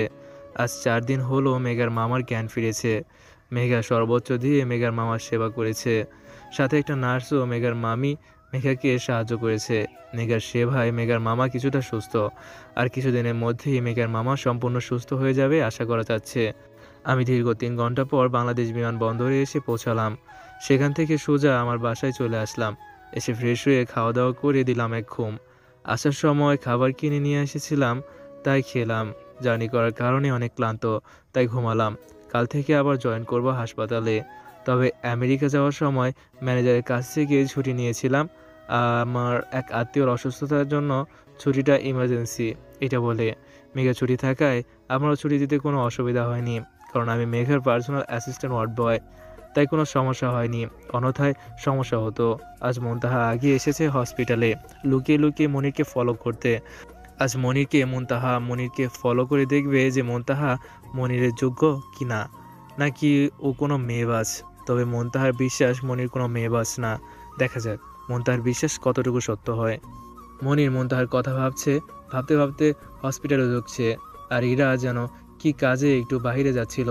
মনিরকে দেখে ইরা প্ল্যানের কথা মনে পড়লো। এরা ইচ্ছা করে মনির সাথে ধাক্কা খেলো। মনিরাকে সরি বলে চলে গেল, কিন্তু ইরাকে তুললো না। অবশ্য এটা মুনতাহা দূর থেকে দেখেছিল। মুনতাহা অনেক জ্বলছিল। সব মেয়েরই জ্বলে তার প্রিয় মানুষের সাথে অন্য মানুষের ধাক্কা খেলে। মুনতাহার ইচ্ছা করছিল ইরাকে খেয়ে ফেলতে, কিন্তু মুনতাহা তো মনিরকে পরীক্ষা করার জন্যই তো ইরাকে দিয়ে এসব করাচ্ছে। তবে মুনতাহা এইটুকু বুঝতে পারলো মনির মেয়ের প্রতি কোনো লোভ নাই, নাহলে এতক্ষণে ইরাকে পটানোর চেষ্টা করতো। এভাবে মুনতাহা শান্তি পেল। এরাও বুঝতে পারলো মনির অন্য সকল ছেলেদের মতো নয়, ও মুনতাহার জন্য পারফেক্ট। তবে মনির মুনতাহাকে ভালোবাসে কি না আমি জানবই। মনির সরাসরি হসপিটালের ভিতরে চলে যায়, গিয়ে মুনতাহার খোঁজ করতে থাকে। কিন্তু আজ মুনতাহাকে মনির খুঁজে পায় না, কারণ আজ মুনতাহা মনিরকে লুকিয়ে লুকিয়ে ফলো করছে। মনির মুনতাহাকে খোঁজার জন্য মুনতাহা যেদিকে রোগী দেখে সেদিকে যায়, কিন্তু হঠাৎ ইরা এসে মনিরকে প্রপোজ করে। এদিকে মুনতাহাকে খুঁজে পাচ্ছে না, তার মধ্যে আবার অতিরিক্ত ঝামেলা। তাই মনির ইরাকে মনের একটা চড় মারে। আর মনির বলতে থাকে, একটা কথা শুনে রাখো, আমি মুনতাহাকে প্রথম যেদিন দেখছি সেদিনই মুনতাহাকে এই মনে জায়গা দিয়ে ফেলেছি। এই মনের আনাচে কানাচে শুধু মুনতাহার বসবাস। আমার সমস্ত ভাবনা জুড়েই এখন শুধু মুনতাহা। যদিও আমাকে তোমার মনের কথা জানার অধিকার আছে, কারণ তুমি একজন স্বাধীন দেশের নাগরিক। তোমার একজনকে ভালো লাগতে পারে, তবে তোমাকে চড় মারা আমার উচিত হয়নি। আসলে আমি অনেকদিন ধরে মুনতাহাকে খুশি পাচ্ছি না, তাই মেজাজটা খারাপ হয়ে আছে। তার মধ্যে তুমি এসে প্রপোজ করছো, তাই রাগ কন্ট্রোল করতে না পেরে তোমাকে চড় মেরেছি, তার জন্য সরি। আচ্ছা ঠিক আছে, তবে রাগটাকে কন্ট্রোল করতে শিখেন, ভবিষ্যতে কাজে লাগবে। নয় কিন্তু সংসারে অশান্তির সৃষ্টি হবে। তবে শুভ কামনা রইল আপনাদের জন্য। দূর থেকে সবকিছু লক্ষ্য করছে মুনতাহা। মুনতাহার জন্য তার যোগ্য কাউকে খুঁজে পেয়েছে। মুনতাহা এমনটাই চেয়েছিল, যার ভাবনা জুড়ে শুধু মুনতাহা নিজেই থাকবে। মুনতাহা তার মনের মানুষকে খুঁজে পেয়েছে, আর সেটা হলো মুনতাহা সিদ্ধান্ত নিল আজই মনিরকে সে প্রপোজ করবে, মনিরকে নিজের করে নেবে। নয়তো কোনো ডাইনি এসে জাদুমন্ত্র করে মনিরকে বশ করে নিতে পারে। তাছাড়া আমরা দুজনেই প্রতিষ্ঠিত, এখানে কেউ কোনো সমস্যা করতে পারবে না। মুনতাহা সরাসরি একটা ফুল নিয়ে সরাসরি মনিরের সামনে প্রপোজ করে বলে, জীবনে ভালোবাসা কি এইটা আমি বুঝি না, আর কেমনে হয় সেটাও আমি জানি না। তবে আমার সারাটা ভাবনা জুড়ে শুধু তুমি ছাড়া কিছু ভাবতে পারি না। তুমি আমার রাতের ঘুম কেড়ে নিছো। তোমাকে ছাড়া আমার কিছুই ভালো লাগে না, শুধু বারবার মন চায় তোমার কাছে ছুটে যাই। এটাকে যদি ভালোবাসা বলে তাহলে আমি তোমাকে ভালোবাসি মনির, আমি তোমাকে ভালোবাসি। দিবে কি আমাকে সারাটা জীবন তোমার বুকে মাথা রেখে কাটাতে? কথা দিলাম কখনো ছেড়ে যাব না তোমাকে। মনির অবাক হয়ে গেছে মুনতাহার প্রপোজে। মনির ভাবছিল মনির শুধু একাই মুনতাহাকে ভালোবাসে, কিন্তু মুনতাহাও যে মনিরকে ভালোবাসে আর মুনতাহা যে মনিরকে প্রপোজ করবে এটা মনিরের ধারণার বাইরে ছিল। মনির মুনতাহার সাথে মজা করার জন্য বলল, মুনতাহা আই এম সরি। কি? তোমার আব্বু আমার শ্বশুর আর তোমার আম্মু আমার শাশুড়ি। কুত্তা, এভাবে কেউ অ্যাকসেপ্ট করে? যা, তোর সাথে কোনো কথা নাই। এই বলেই মুনতাহা চলে যেতে নেয়। মনির মুনতাহার হাত ধরে টান দিয়ে বাহুডোরে আটকে নেয় মনির। মনির বলে, এই পাগলি, আমাকে ছেড়ে কোথায় যাও? তোমাকে আর কোথাও যেতে দেব না। সারা জীবন তোমাকে এই বাহুডোরে আগলে রাখবো, আর কিছুদিনের মধ্যেই এই বুকে মাথা রাখার অধিকারটা পার্মানেন্ট করে দেব। এখান থেকে শুরু হলো মনির আর মুনতাহার প্রেম কাহিনী। আর এইদিকে আমি সকালে ঘুম থেকে উঠে ফ্রেশ হয়ে খাওয়া দাওয়া করে হসপিটালের উদ্দেশ্যে রওনা দিলাম। অল্প সময়ের মধ্যেই হাসপাতালে পৌঁছে গেলাম। আমেরিকায় এসেছে মেঘা, আজ 7 দিন হয়ে গেল। মেঘা হাসপাতাল থেকে মাত্র 10 দিনের ছুটি নিয়ে এসেছে। মেঘা একজন ডাক্তার হওয়ায় 10 দিনের বেশি ছুটি নিতে পারেনি। আর 2 দিন পরেই মেঘা চলে যেতে হবে বাংলাদেশে। মেঘার মামা এখন অনেকটাই সুস্থ, আর কিছুদিনের মধ্যেই মেঘার মামা পুরোপুরি সুস্থ হয়ে উঠবে। মেঘার একটা পিচ্চি মামাতো বোন ছিল, সে ছোটোবেলায় হারিয়ে গেছে। মেঘার মামা ও মামি বাংলাদেশে মেঘাদের বাড়িতে বেড়াতে যাইতে চাইছিল, সাথে মেঘার পিচ্চি মামাতো বোনও ছিল। হঠাৎ গাড়িটা অ্যাক্সিডেন্ট হয়। ভাগ্যক্রমে মেঘার মামা ও মেঘার মামি দুজনেই বেঁচে যায়। হারিয়ে যায় মেঘার পিচ্চি মামাতো বোনটা। যেখান থেকে মেয়ে হারানোর কষ্টটা মেঘার মামার মনে ব্যাপকভাবে প্রভাব ফেলে। সবচেয়ে বেশি ভালোবাসতো মেঘার মামা মেঘার মামাতো বোনকে। সব বাবারও চোখে মনি তার মেয়ে। মেঘার মামা মেয়ে হারানোর বিষয়টা স্বাভাবিকভাবে মেনে নিতে পারেনি। এক প্রকার ডিপ্রেশনের ফলে ওনার ব্রেনে একটা সমস্যা হয়। তারপরেরটুকু তো আপনারা জানেনই। তবে মেঘার মামার সমস্ত বাংলাদেশে তন্ন তন্ন করে খোঁজ নেয়, কিন্তু কোথাও পায়নি। আজও অপেক্ষা করছে কোন একদিন হয়তো ঠিকই সে খুঁজে পাবে তার মামাতো বোনকে। হাসপাতালে গিয়ে তো অবাক, কেননা হাসপাতালে মনিকে দেখতেছি। মনির এখানে নতুন ডাক্তার। মনির এখানে থাকলে তো আমার সবচেয়ে বড় সমস্যা। মনির এখানে থাকলে তো আমি ধরা পড়ে যাব। মনির এখানে থাকলে আমি কেন ধরা পড়ে যাব তাই তো জানতে চাইতেছেন আপনারা। আমি বলতেছি আপনাদেরকে, কি মনে আছে আমি, মাসুদ, আরেকজন, আমরা 3 জন বেস্ট ফ্রেন্ড ছিলাম। আর একজন হলো সেই মনির। আমি সবাই একসাথে লেখাপড়া করে ডাক্তারি হয়েছি। সবাই যার যার মতো করে ডাক্তারি নিয়ে ব্যস্ত থাকি, তবে মাঝে মাঝে ফোনে যোগাযোগ হয়। আমি যে হাসপাতালে থাকি তা মনি জানে না। শুধু মনি কেন, আল্লাহ ছাড়া আর কেউ জানে না। আবার আপনারা বলবেন মেঘার, ইরা, মুনতাহা ওরা তো জানে। আরে ওরা তো আমার ওয়ার্ড বয় হিসেবে জানে। আমি যে টপ ডাক্তার সেটা ওরা জানে না। কিছুতেই মনির সামনে পড়া যাবে না, তাই বুদ্ধি করে একটা ক্যাপ কিনে আনলাম। মাস্ক তো সবসময় পরতে হয়। ক্যাপ আর মাস্ক পরলে সহজে মনির আমাকে চিনতে পারবে না। আমি আমার কাজ করার জন্য অন্যদিকে চলে গেলাম। কাল একজন ডাক্তার অবসর নেবে। দীর্ঘদিন তিনি এই হসপিটালে আছেন। কাল ওনাকে বিদায় দেওয়ার জন্য বড় একটা আয়োজন করা হয়েছে। উনি সততার সহিত দীর্ঘদিন ধরে ডাক্তারি করে আসছে। ওনাকে দ্বারা আজ পর্যন্ত কেউ দুর্নীতি করতে পারে নাই। উনি ওনার সততার তীব্র অটুট ছিলেন। ওনার মতো ডাক্তার সমগ্র বিশ্বে অনেক দরকার। কেউ বাধ্য হয়ে দুর্নীতি করে, আবার কেউ লোভে পড়ে দুর্নীতি করে, তবে এইসব ওনাকে ছুঁতেও পারেনি। এতক্ষণ তো ওনার বিষয়ে বললাম, আসলে তো ওনার নামটাই বলা হলো না। ওনার নাম হলো ডক্টর শাকিল খান। উনি কানাডা মেডিকেল কলেজ থেকে ডক্টর হয়েছেন। উনি অনেক জায়গায় ডক্টরি করেছেন, তবে দীর্ঘদিন ধরে এই মরিয়ম প্রাইভেট হসপিটালে ডক্টরি করছেন। মনির সুযোগ বুঝে হাসপাতাল থেকে বের হয়ে শপিং মলে যায়।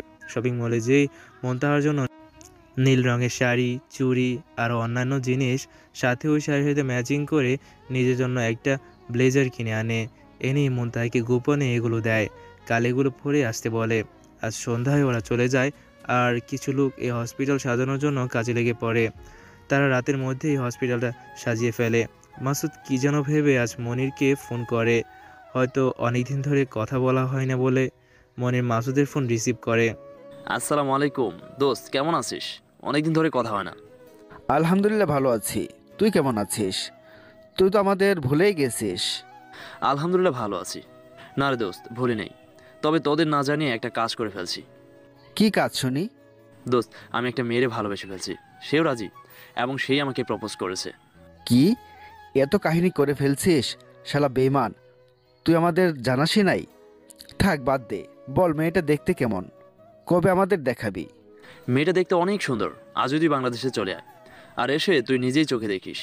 আচ্ছা আমি আজই আসতেছি। আমার বন্ধুরা এমনই, বলা মাত্রই সবাই সবার সাথে আমরা যাই। বন্ধু এমন হয় দরকার। মাসুদ রেডি হয়ে বাংলাদেশে আসার জন্য বের হয়ে আসলো। আগেই বলেছি মাসুদের টিকিটের কোনো সমস্যা হয় না। ও বলা মাত্রই ওকে ইমার্জেন্সি টিকিট দেওয়া হয়। ও সরাসরি এয়ারপোর্টে গিয়ে বিমানে গিয়ে বসলো। আমি আমার মতো কাজ করে আমি রাতে বাসায় ফিরলাম। আমার রাতে বাড়িতে ফেরার কারণ হলো একজন ওয়ার্ড বয় আমার সমস্ত কাজ সেরে তারপর আসতে হয়েছে। তার মধ্যে আজ হাসপাতাল সাজাচ্ছে, তাই আমার বাড়ি ফিরতেও রাত হয়েছে। আসার সময় খাবার কিনে নিয়ে এসেছি, জানি আজ রান্না করতে পারবো না। এসে গোসল করে খাবার খেয়ে দিলাম এক ঘুম। পরের দিন সকালে আমি ঘুম থেকে উঠে ফ্রেশ হয়ে খাওয়া দাওয়া করে তাড়াতাড়ি এসে পড়লাম। আজ অনুষ্ঠান, তাই তাড়াতাড়ি এসে পড়লাম। আজ অনেক কাজ করতে হবে। কাল চলে আসবে মেঘা, অথচ আজ বড় অনুষ্ঠানে অ্যাটেন্ড করতে পারলো না। মেঘার মামা প্রায় অনেকটাই সুস্থ। মেঘার যেহেতু ছুটি শেষ, তাই সেও ওখানে আর থাকতে পারবে না, তবে ফোনে যোগাযোগ রাখবে। মেঘাদের বিমানের টিকিট নিয়ে কোনো সমস্যা নাই, কারণ মেঘার মামা চাইলেই পুরো বিমানটাই মুহূর্তের মধ্যে কিনে ফেলতে পারে। আমি আগেই বলেছি মেঘার মামা আমেরিকার সবচেয়ে বড় ধনী, তার টাকা পয়সার অভাব নেই। তিনি প্রেসিডেন্টের ভালো একজন পরিচিত মানুষ, তবে তার ক্ষমতা দেখায় না। মেঘার মামা সবই আছে, শুধু সন্তান নামক জিনিসটাই নেই। ছিল একটা মেয়েও, তা ছোট থাকতেই হারিয়ে গেছে। মেয়ের আদর কমে যাবে দেখে আর সন্তান নেয়নি মেঘার মামা। তাহলে ভাবেন কতটা চোখের মনি ছিল মেঘার মামাতো বোন। মেঘার মামাতো বোন হারিয়ে যাওয়ার পর মেঘার মামা মানসিকভাবে প্রচুর ভেঙে পড়ে যাওয়ার কারণে আর কোনো সন্তান নেয়নি। এখন সে সন্তান হারা। রাতে বাংলাদেশে এসে পৌঁছেছে মাসুদ। মাসুদকে রিসিভ করতে গিয়েছে মনির। মাসুদকে নিয়ে সরাসরি বাসায় নিয়ে আসে মনির। মাসুদ মনিরের মা বাবার সাথে কথা বলে ফ্রেশ হয়ে খাওয়া দাওয়া করে দুজনেই দেয় ঘুম। আজ মুনতাহা মনিরের দেওয়া শাড়ি, চুড়ি ইত্যাদি পরেছে। হাজার হোক, ভালোবাসার মানুষ দিয়েছে বলে কথা। যাই হোক, মনিরের পছন্দ খারাপ না। নীল শাড়িতে মুনতাহাকে নীল পরীর মতো লাগতেছে। মুনতাহা নিজেকে আয়নায় দেখে আর মনে মনে বলে, ইস, আমার বরটা খুব সুন্দর, পছন্দ আছে, মানতেই হবে। আমাকে তো আজ অনেক সুন্দর দেখাচ্ছে, তবে মনিরকে কেমন দেখাবে? আর মনিরই বা কেমন ড্রেস পরে আসবে? এমনিতেই ওকে যে কোনো ড্রেসেই অনেক সুন্দর লাগে। আর আজ যদি অনুষ্ঠান উপলক্ষে আরো ভালো ড্রেস পরে আসে, তাহলে তো নিজেকে কন্ট্রোলই করতে পারবো না। এমনিতেই মনিরকে স্ট্রবেরির মতো লাগে, খালি মনে চায় ওকে খেয়ে ফেলি। আল্লাহ, আজকে কন্ট্রোল করার তৌফিক দিও। আমি চাই না বিয়ের আগেই কিছু হোক। আল্লাহ, তুমি রক্ষা কইরো। আজ ইরা অনুষ্ঠান উপলক্ষে গোলাপি রঙের একটা শাড়ি, গোলাপি চুড়ি সবকিছু ম্যাচিং করে পরেছে। এতে ইরাকে অনেক সুন্দর লাগছে। মনির আর মাসুদ ঘুম থেকে উঠে ফ্রেশ হয়ে খাওয়া দাওয়া করে রেডি হয়। মনির মুনতাহার সাথে ম্যাচিং করে নীল রঙের ব্লেজার পরেছে, বাকিগুলো সাদা আর কালো, যেমন সাদা শার্ট, কালো প্যান্ট, কালো শু। এতে মনিরকে পরে নায়কের মতো লাগছে। মাসুদ সাদা টি শার্ট, কালো ব্লেজার, কালো শু, কালো সানগ্লাস, কালো ঘড়ি পরেছে। মাসুদ প্রায় সময় এগুলো পরে। আমাদের বন্ধুদের মধ্যে অনেক মিল, সেটা যে কোনো বিষয়ে হোক। কালো আমাদের তিনজনের পছন্দের কালার। যাই হোক, আর হাসপাতালের উদ্দেশ্যে রওনা দিলাম। বেচারা আমি এদিকে সব কাজ করে শেষ। এখন আমি বের হয়ে যাব, কেননা এখানে আমার আর কাজ নেই। দ্বিতীয়ত, আমার ক্রাশ মেঘা নেই। তৃতীয়ত, আজ এখানে থাকলে মনের কাছে ধরা পড়তে পারি। তাই আমি বেরিয়ে পড়লাম এতিমখানার উদ্দেশ্যে। অনেকদিন ধরে এতিমখানায় যাওয়া হয় না। আপনাদের কি মনে আছে আহাদের কথা? আহাদকে আজ দেখতে যাব, তাই দেরি না করে বেরিয়ে পড়লাম এতিমখানার উদ্দেশ্যে। এদিকে মুনতাহা চলে আসছে হাসপাতালে। মুনতাহা সব কিছু ঠিক আছে কিনা তা দেখে চলে গেল। ইরাও হাসপাতালে চলে এসেছে। ইরাও মুনতাহার সাথে দেখা করে চলে গেল। মনির ও মাসুদ হাসপাতালে প্রবেশ করলো। মনির মাসুদকে হাসপাতালটা একটু ঘুরে দেখাতে বলল। মনির চলে গেল ওর মামার সাথে দেখা করতে। আপনারা তো জানেনই, মনির মামা এই হসপিটালের ম্যানেজার। হাসপাতালে ঘটলো আরেক অঘটন। মাসুদ চারদিক দেখতে দেখতে যাচ্ছিল। ইরাও একটা দরকারি কাজে নিচ থেকে চেয়ে নিচে যাচ্ছিল। তখন ইরা আর মাসুদ অসাবধানতার জন্য ধাক্কা খায়। ফলে যখন ইরা পড়ে যেতে নেয়, তখনই মাসুদ খুব স্ট্রং। সামান্য ধাক্কায় ওর কিছুই হয় না। আমরা স্কুল লাইফে ওকে অনেক ধাক্কা দিয়েছি শয়তানি করে, কিন্তু ওর কিছুই হয়নি। ও প্রচুর স্ট্রং। মাসুদ তো ইরাকে দেখে ফিদা। কি মায়াবী চেহারা তার, কি টান টান চোখ। গোলাপি ঠোঁট এক কথায় মাসুদকে ঘায়েল করে ফেলেছে। অনেকক্ষণ যাবৎ এই রোমান্টিক সিনারিটা চলছে। এক পিচ্চির কান্না শব্দে রোমান্টিক মুডটা নষ্ট হয়ে গেল। হীরা কিছুটা বিরক্ত হয়ে নিচে চলে গেল, আর মাসুদ এক ঘোরের মধ্যে চলে গেল। এদিকে মনির তার মামার সাথে দেখা করে চলে আসে মাসুদকে খুঁজতে, কিন্তু সারা হসপিটাল খুঁজেও কোথাও পায় না। পরে দেখে মাসুদ সিঁড়ির ওইখানে দাঁড়িয়ে রয়েছে। মাসুদ, তুই ওখানে কি করিস? তোকে আমি সারা হসপিটাল খুঁজছি, আর তুই সিঁড়ির ওখানে কি করিস? মনির ডাকে মাসুদ ঘুর কেটে যায়। তখনই মাসুদ বলে, মানে হাসপাতালের চারদিকটা ভালো করে দেখছিলাম। তুই একজন বড় ডাক্তার, আর তুই কিনা এইভাবে হাসপাতাল ঘুরে ঘুরে দেখছিস? বল, সত্যি কথা বল। মানে হয়েছে কি, আমি একটা অঘটন ঘটিয়ে ফেলেছি। কি অঘটন? আমাকে বল শুনি। তেমন কিছু না, তোকে বাসায় গিয়ে বলবো নি। তুই এক কাজ কর, তুই ফোন করে ভাবিকে আসতে বল, আর আমাদের সাথে ভাবির পরিচয় করিয়ে দে। আচ্ছা, একটু ওয়েট কর, আমি মুনতাহাকে ফোন করে ডাকতেছি। এই বলেই মনির মুনতাহাকে ফোন দেয়।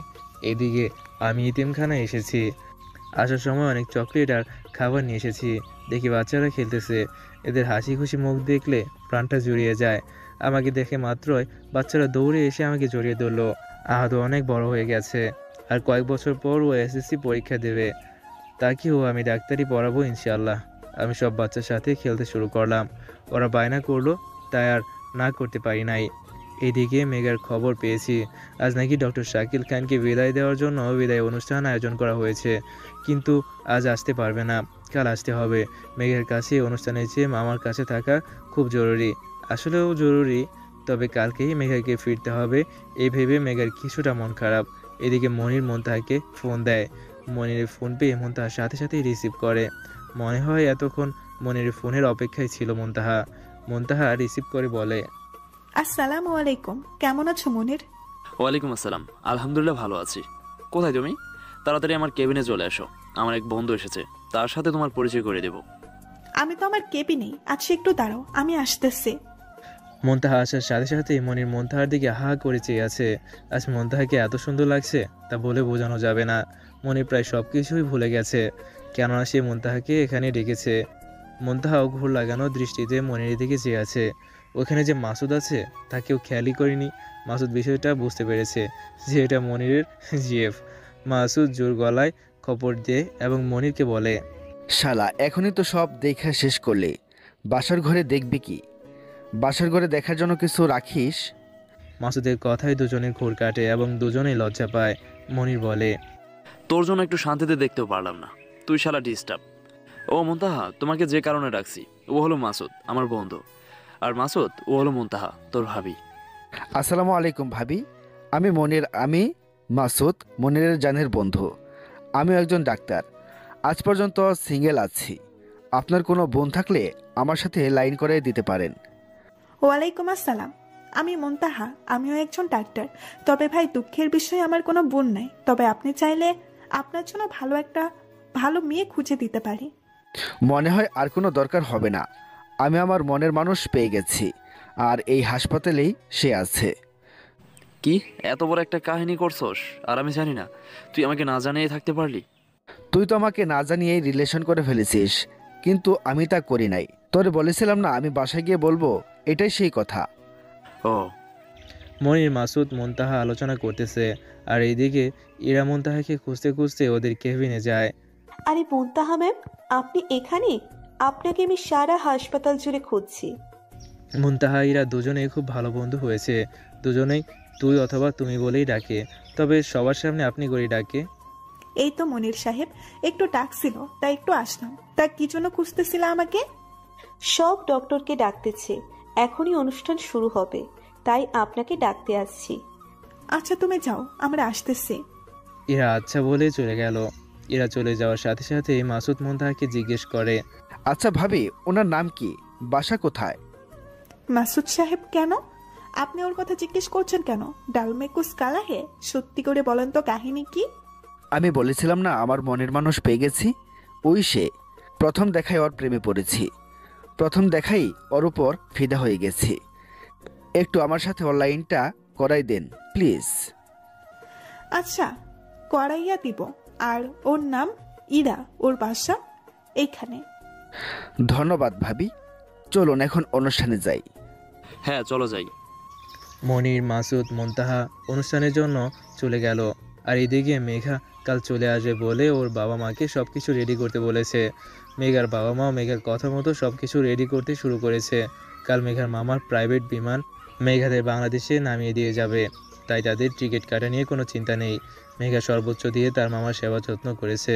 আর এদিকে আমি সবার সাথে খেলাধুলা করে সবার জন্য আনা খাবার ও চকলেট সবাইকে দিয়ে আমি চলে গেলাম এতিমখানার খাদেমের সাথে দেখা করতে। খাদেমের সাথে দেখা করে খাদেমকে কিছু টাকা পয়সা দিয়ে আমি বাসায় চলে আসলাম। অনুষ্ঠান শুরু হওয়ার পর ডক্টর শাকিল খানকে নিয়ে অনেক বেদনাদায়ক কথা বলা হলো। সত্যি তিনি দীর্ঘদিন ধরে হসপিটালে ছিলেন। তার সাথে হাসপাতালে সকলে মানুষের মধ্যে একটা সম্পর্ক তৈরি হয়েছিল। আজকের পর থেকে উনি আর এই হসপিটালে আসবেন না। আসবে হয়তো হঠাৎ, কিন্তু আগের মতো রোজ আর আসবে না। বিদায় জিনিসটা সবচেয়ে বেদনাদায়ক। হাজারো মায়া এই বিদায় জিনিসটাকে কাটিয়ে দেয়। তবে মনের মাঝে দুঃখটা থেকে যায়। আজ অল্প কিছু সময় পর থেকেই এই হসপিটাল থেকে বিদায় নেবে ডক্টর শাকিল খান। ভাবতেই সকলের কষ্ট লাগতেছে, কেননা উনি অত্যন্ত ভালো মনের মানুষ ছিলেন। সবার সাথেই খুব ঘনিষ্ঠ সম্পর্ক গড়ে তুলেছিলেন। যাক, অবশেষে সবাই ওনাকে বিদায় দিয়ে দিল। উনি সবার কাছ থেকে বিদায় নিয়ে চলে গেল। তবে অনুষ্ঠানে উপস্থিত ছিলেন জনাবা মরিয়ম বেগম, যার নামে এই হসপিটালটি করা হয়েছে।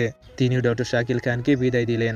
তবে ডক্টর শাকিল খান সহ হাসপাতালের সকল ডক্টর আর কর্মচারীরা ওনার বাসায় নিমন্ত্রণ জানালেন, কেননা কয়েকদিন পরে ওনার একমাত্র ছেলের জন্মদিন।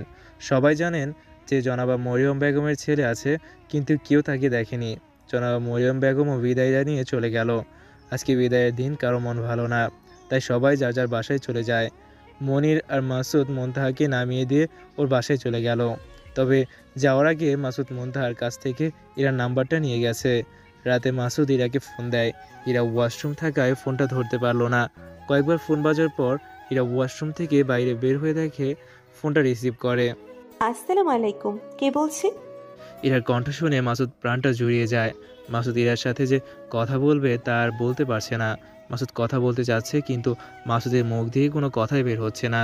তাই মাসুদ কথা না বলে কলটা কেটে দেয়। এদিকে ইরা বিরক্ত হয়ে বলে, আরে আজব মানুষ, কল দিয়েছেন অথচ কথা বলছেন না। কল কেটে দিল। থাকগা, যা দরকার সে আবার ফোন দেবেনি। এই বলে ইরা খেতে চলে গেল। মাসুদ নিজের মাথায় নিজেই চটি মেরে বলে, আজ প্রথম ইরার সাথে কথা বলার সুযোগ ছিল, তাও হারাইলাম। ইস, আমার যে কি হয়েছিল, মুখ দিয়ে কথাই বলতে পারলাম না। তবে ইরাকে আমার মনে রানী করে ছাড়বই। কালই ইরাকে প্রপোজ করবো ইনশাল্লাহ। এদিকে ঘুমিয়ে পড়ল। পরের দিন সকালে আজ মেঘার মামা মামির কাছ থেকে বিদায় নিয়ে রওনা দিল মেঘা ও মেঘার পরিবার। এখন মেঘার মামা অনেকটাই সুস্থ। মেঘার মামার প্রাইভেট বিমানে অল্প কিছু সময়ের মধ্যে তারা বাংলাদেশে এসে পৌঁছবে। আমি আজ সকালে তাড়াতাড়ি ঘুম থেকে উঠে খাওয়া দাওয়া করে চলে গেলাম হাসপাতালে। আর এইদিকে এরা খুব সকালে ঘুম থেকে উঠে নামাজ পড়ে। ওর আজ মন খারাপ। এরা নাকি ছোটবেলায় হারিয়ে গিয়েছিল। ইরাকে নাকি এক বৃদ্ধ রাস্তায় পেয়েছিল। সেই বৃদ্ধ ইরাকে মা বাবার ভালোবাসা দিয়ে ইরাকে বড় করেছে। ইরাকে কোনো দিন কোনো কষ্ট পেতে দেয় নাই। অথচ কয়েক বছর আগে বৃদ্ধটি ইরাকে একা রেখে চলে যায়। সেদিন ইরা অনেক কেঁদেছিল। সেদিন ইরার মনে হচ্ছিল কলিজাটা ছিঁড়ে যাচ্ছে। ইরা দিন দিন ভেঙে পড়ছিল। কিন্তু বৃদ্ধটি মরার আগে ইরাকে বলে গিয়েছিল, আমাকে কথা দে, হাজার বিরূপ পরিস্থিতিতে তুই ভেঙে পড়বি না। তাই বৃদ্ধটির কথা রাখতে ইরা নার্সের চাকরি নেয়, যাতে সারাদিন কাজের মধ্যে থাকলে ইরা যেন মন খারাপ না করে, ইরা যেন সব কিছু ভুলে থাকতে পারে। কিন্তু আজ ভীষণ ওই বৃদ্ধার কথা মনে পড়ছিল। তাই ফজরের নামাজ পড়ে ওই বৃদ্ধার জন্য আল্লাহর দরবারে দোয়া করে। এরা বৃদ্ধটিকে দাদু বলে রাখত। দীর্ঘ 2.5 ঘন্টা পর মেঘা বাংলাদেশে পৌঁছালো। সেখান থেকে সোজা বাসায় চলে আসে। অনেক জার্নি করায় সবাই ক্লান্ত, তাই তারা ফ্রেশ হয়ে ঘুমিয়ে পড়েছে। এদিকে মাসুদ ইরাকে প্রপোজ করার সমস্ত প্রস্তুতি নিয়ে নিয়েছে। মাসুদকে হেল্প করবে মনির আর মুনতাহা।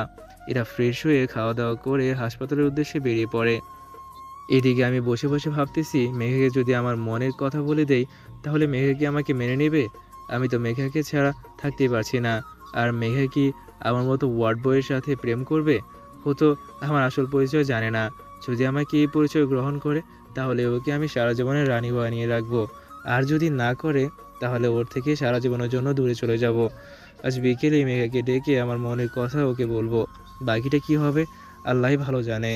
ইরা আসার সাথে সাথে মাসুদ ইরাকে প্রপোজ করে, কিন্তু ইরা মাসুদকে না করে দেয়। এতে মাসুদ অনেক কষ্ট পায়। মুনতাহ মনির ইরাকে জিজ্ঞেস করে, অনেক বুঝিয়ে ইরাকে জিজ্ঞেস করে, কেন তুমি মাসুদকে গ্রহণ করতে পারবে না? ইরা উত্তর দেয়, আমি আমার জন্ম পরিচয় জানি না। আমার কাছ থেকে সব আপনজন হারিয়ে যায়, তাই আমি চাই না আর কেউ আমার জীবন থেকে হারিয়ে যাক। আমার আপন মানুষ হারিয়ে গেলে খুব কষ্ট হয়। ইরা, সব মানুষ চিরদিন থাকে না। সব মানুষকে একদিন না একদিন চলে যেতে হবে, এটাই আল্লাহর বিধান। মানছি আমি, আপন মানুষ চলে গেলে সবারই কষ্ট হয়, কিন্তু যতদিন একসাথে থাকবো ততদিন বিন্দুমাত্র কষ্টকেও তোমাকে স্পর্শ করতে দিব না। দেবে কি আমায় তোমার সমস্ত সুখ দুঃখের ভাগিদার হবার সুযোগ? কথা দিচ্ছি, সারা জীবন এই বুকে আগলে রাখবো, কখনো ছেড়ে যাব না, আর যেতেও দেব না। I love you Ira, I really love you. ইরাও ভেবে দেখলো তার একাকিত্ব জীবনে একজন সঙ্গী দরকার, আর মাসুদ ছেলে হিসেবে খারাপ না, তাই ইরাও মাসুদকে গ্রহণ করে নিল। শুরু হয়ে গেল তাদের প্রেম কাহিনী। এদিকে মেঘা বিকেলে ঘুম থেকে উঠে ফ্রেশ হয়ে খাওয়া দাওয়া করে বিশ্রাম নিচ্ছে, আর মেঘার বাবা মা তাদের কাজ করছে। আমি ভাবতেছি মেঘা আজ সকালে বাংলাদেশে এসেছে, এতক্ষণ রেস্ট নিয়ে নিশ্চয়ই বিকেলে ফ্রি আছে। যাই, মেঘাকে পার্কে ডেকে ওকে আমার মনের কথা বলে দেই, যেই ভাবা সেই কাজ। আমি মেঘাকে ফোন দিলাম। মেঘা বসে বসে রেস্ট নিচ্ছে, অমনি তার ফোন বেজে উঠছে। মেঘা ফোনের দিকে তাকিয়ে দেখে ইসরাফিল সাহেব ফোন দিয়েছে। মেঘা আমার নাম্বার ইসরাফিল সাহেব দিয়ে সেভ করেছে, তাই সে দেরি না করেই সাথে সাথে ফোনটা রিসিভ করে। আসসালামু আলাইকুম, কেমন আছেন ইসরাফিল সাহেব? ওয়ালাইকুম আসসালাম, আলহামদুলিল্লাহ ভালো আছি। আপনি কেমন আছেন? বাংলাদেশে আসছেন অথচ আমাকে জানালেনই না। আলহামদুলিল্লাহ, আমিও ভালো আছি। আর বললেন না, অনেক ক্লান্ত ছিলাম, তাই আর ফোন করার কথা মনেই নেই। আচ্ছা ঠিক আছে, আজ বিকেলে এই পার্কে দেখা করবেন, আপনার সাথে দরকারি কথা আছে। তবে আসার সময় শাড়ি পরে আসবেন। এখন রাখি, বাই। আরে কি জন্য আসবো বলেন? আগে আসেন, তারপর বলবো, বাই। এই বলেই আমি কল কেটে দিলাম। মেঘাও আমার কথা মতো রেডি হতে চলে গেল, কারণ এখন বিকেল। আমি খুব সুন্দর করে পরিপাটি হয়েছি, তবে সব কম দামি পোশাক পরে। যদিও বেশি দামি পোশাক পরি তাহলে মেঘা হাজারো প্রশ্ন করবে, এক পর্যায়ে আমি ধরা পড়ে যেতে পারি। কিন্তু আমি চাই মেঘা আমার আসল পরিচয় না জেনে ভালোবাসুক। তাই আমি কিছু গোলাপ কিনে পোশাকের ভিতরে রাখলাম, যাতে বাহির থেকে বোঝা না যায়। বেরিয়ে পড়লাম পার্কের উদ্দেশ্যে। মেঘাও রেডি হয়ে বেরিয়ে পড়লো পার্কে। আমি মেঘার আগেই পার্কে এসে পৌঁছে গেছি। কিছু সময় পর মেঘা আসলো। মেঘাকে দেখে আমি ফিদা হয়ে গেছি। কি বলবো ভাই, এমনিতেই মেঘা ইরা মুনতাহার যে বেশি সুন্দরী, তার মধ্যে আজ কালো শাড়ি পরে এসেছে, আর শাড়িতে সব কিছু ম্যাচিং করা। এক কথায় অপূর্ব। মনে হয় ভুল করে জান্নাত থেকে হুর দুনিয়ায় নেমে এসেছে। শুনেছি হুর নাকি সবচেয়ে বেশি সুন্দরী। মেঘাকেও তাদের মতোই লাগছে। আমি তো এক ঘুরে চেয়ে আছি। মেঘা আমার কাছে এসে দেখে ওকে ঘোর লাগানোর দৃষ্টিতে দেখতেছি। এতে মেঘা খানিকটা লজ্জা পায়। আমার ঘোর কাটানোর জন্য মেঘা আমার কানের কাছে তুড়ি বাজায়। হঠাৎ শব্দে আমার ঘোর কেটে যায়। দেখে মেঘা আমাকে কানের কাছে তুড়ি বাজাচ্ছে। মেঘার তুড়ি বাজানোয় আমি হতভম্ব হয়ে গেছি। আমি হতভম্ব হয়ে বললাম, আরে মেঘা ম্যাম, আপনি এসেছেন? আসেন, বসেন। আমি আসছি, বলেন কি জন্য আসতে বলেছেন? আমি আর দেরি না করে বুকে এক পোয়া সাহস নিয়ে সরাসরি হাঁটু গেড়িয়ে মেঘার সামনে বসে পড়লাম আর বলতে শুরু করলাম, মেঘা ম্যাম, আমি আপনার প্রেমে পড়ে গেছি। আপনাকে ছাড়া আমি কিছুই ভাবতে পারছি না। আমি জীবনে কোনোদিন কাউকে প্রপোজ করি নাই, তাই কীভাবে প্রপোজ করতে হয় আমি জানি না। বন্ধুদের কাছে শুনেছি গোলাপ ফুল নিয়ে নাকি হাঁটু গেড়ে বলতে হয়, আমি তোমাকে অনেক ভালোবাসি।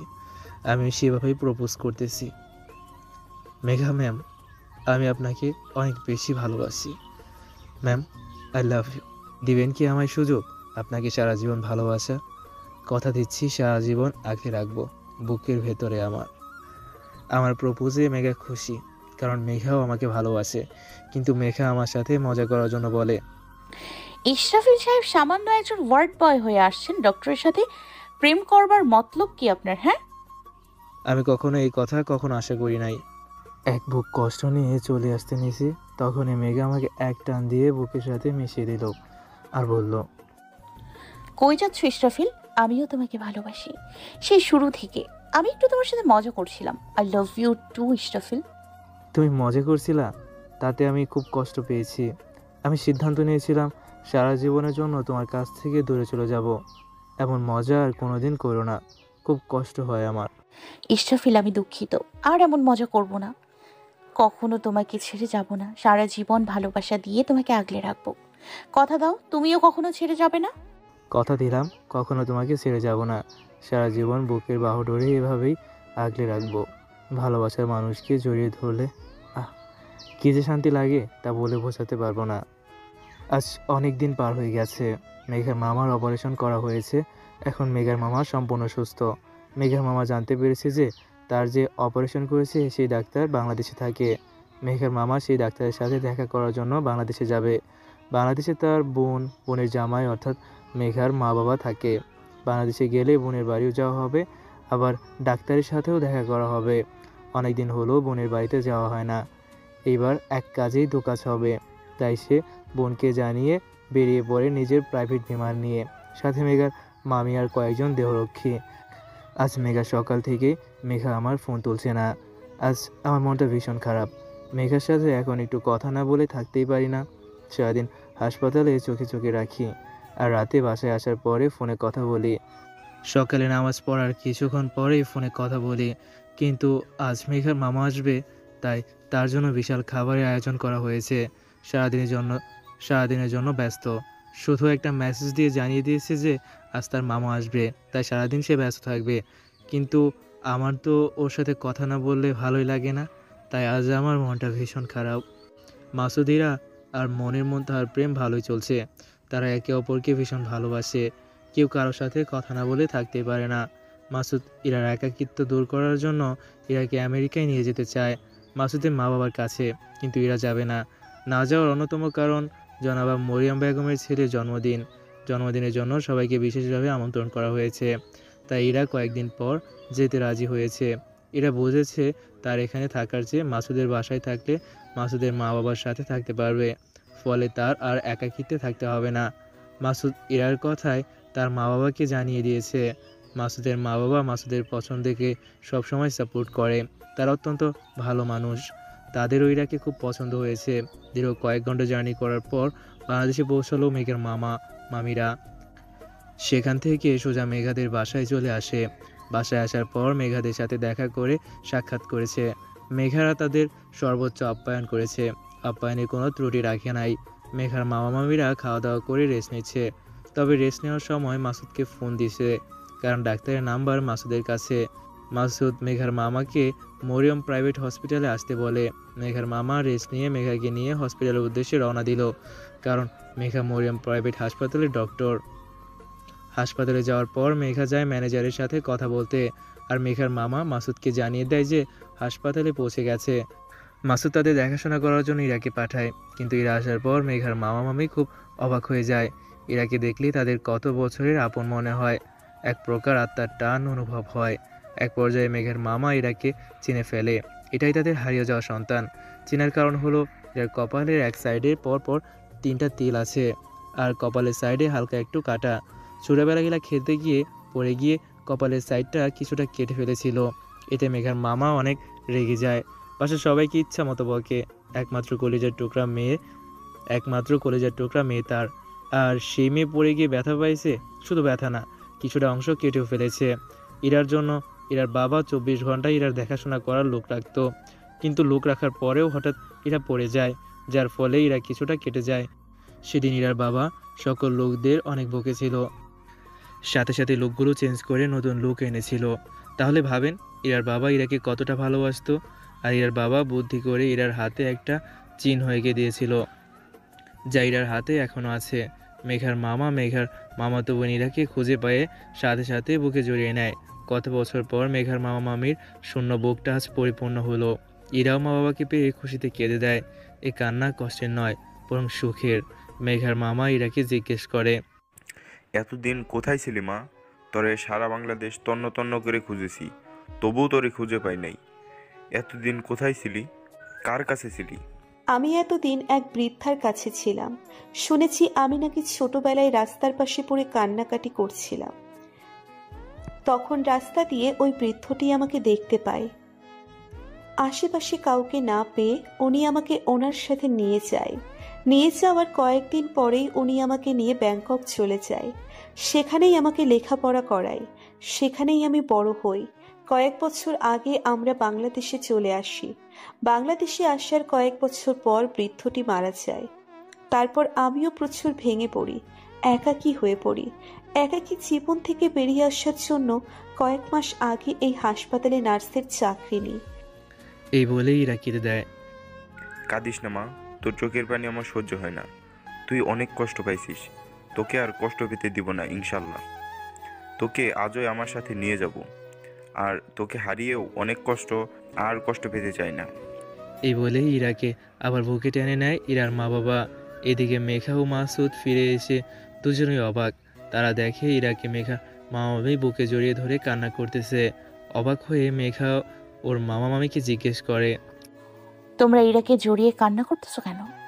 আরে মেঘা, ইরা তোর সেই হারিয়ে যাওয়া মামাতো বোন। আমরা তাকে খুঁজে পেয়েছি। মেঘার খুশিতে চোখে পানি চলে আসে।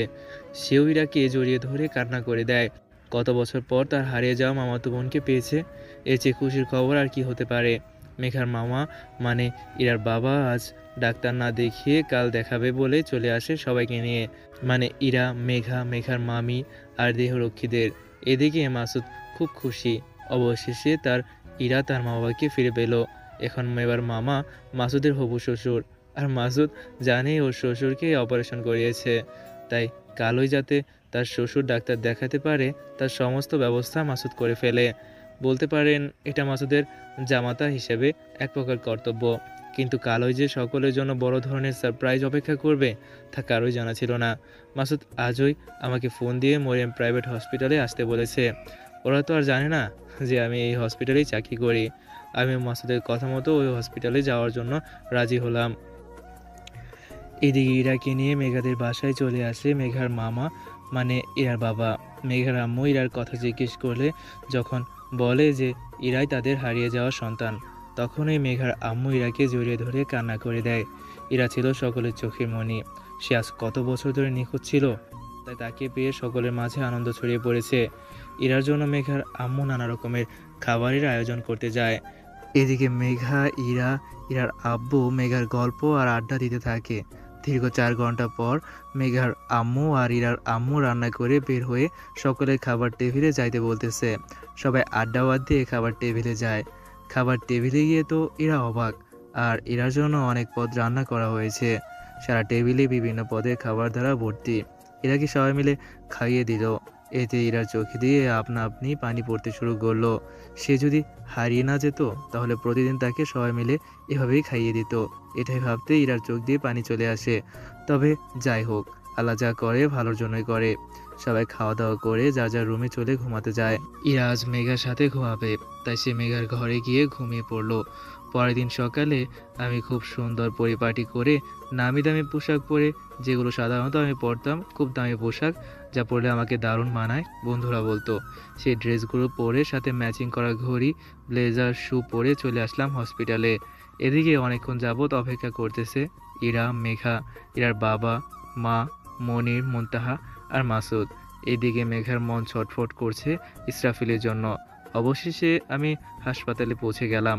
আমাকে দেখা মাত্রই মাসুদ এগিয়ে এলো। মেঘা আমাকে দেখে আরও ক্রাশ খেয়ে গেল। কিন্তু যখন মাসুদ ইরার বাবাকে বলল, ইনি সেই টপ ডাক্তার যে আপনার অপারেশন করাইছে, কথাটা শুনে মেঘা, ইরা, মুনতাহা 460 বোল্ডের একটা শক খাইলো। মেঘা আমাকে সরাসরি জিজ্ঞেস করলো, ইসরাফিল, তুমি টপ ডক্টর? তুমি না আমার পার্সোনাল অ্যাসিস্ট্যান্ট ওয়ার্ড বয়? সত্যি করে বলো তুমি কে? আর যদি টপ ডক্টরই হয়ে থাকো তাহলে ওয়ার্ড বয় হলে কেন? মেঘার সাথে সবাই বলতে বলল কি কারণে টপ ডাক্তার হয়ে ওয়ার্ড বয় হলেন। আমি বলতেছি, সবাই শুনেন। অতীত, আমার বাবা ছিলেন নামকরা একজন ডাক্তার। তার নাম ডাক্তার মজিদ তালুকদার। তিনি বড় ডাক্তার হওয়ায় তার কাছে দেশ বিদেশ হতে লোকজন আসতো, কিন্তু তিনি দিন দিন লোভী হয়ে উঠতেছিলেন। তিনি তখন টাকা ছাড়া রোগী দেখতেন না। এটা আমার আম্মু মরিয়ম বেগম পছন্দ করতো না। তিনি সবসময় আব্বুকে বিনামূল্যে গরিবদের চিকিৎসা দিতে বলতো, কিন্তু আব্বু ছিল নাছোড়বান্দা। সে কখনো বিনামূল্যে রোগী দেখতো না। সে তার সিদ্ধান্তেই অটুট থাকতো। এই নিয়ে মাঝে মাঝে আব্বু আম্মুর মধ্যে ঝগড়া বাঁধত।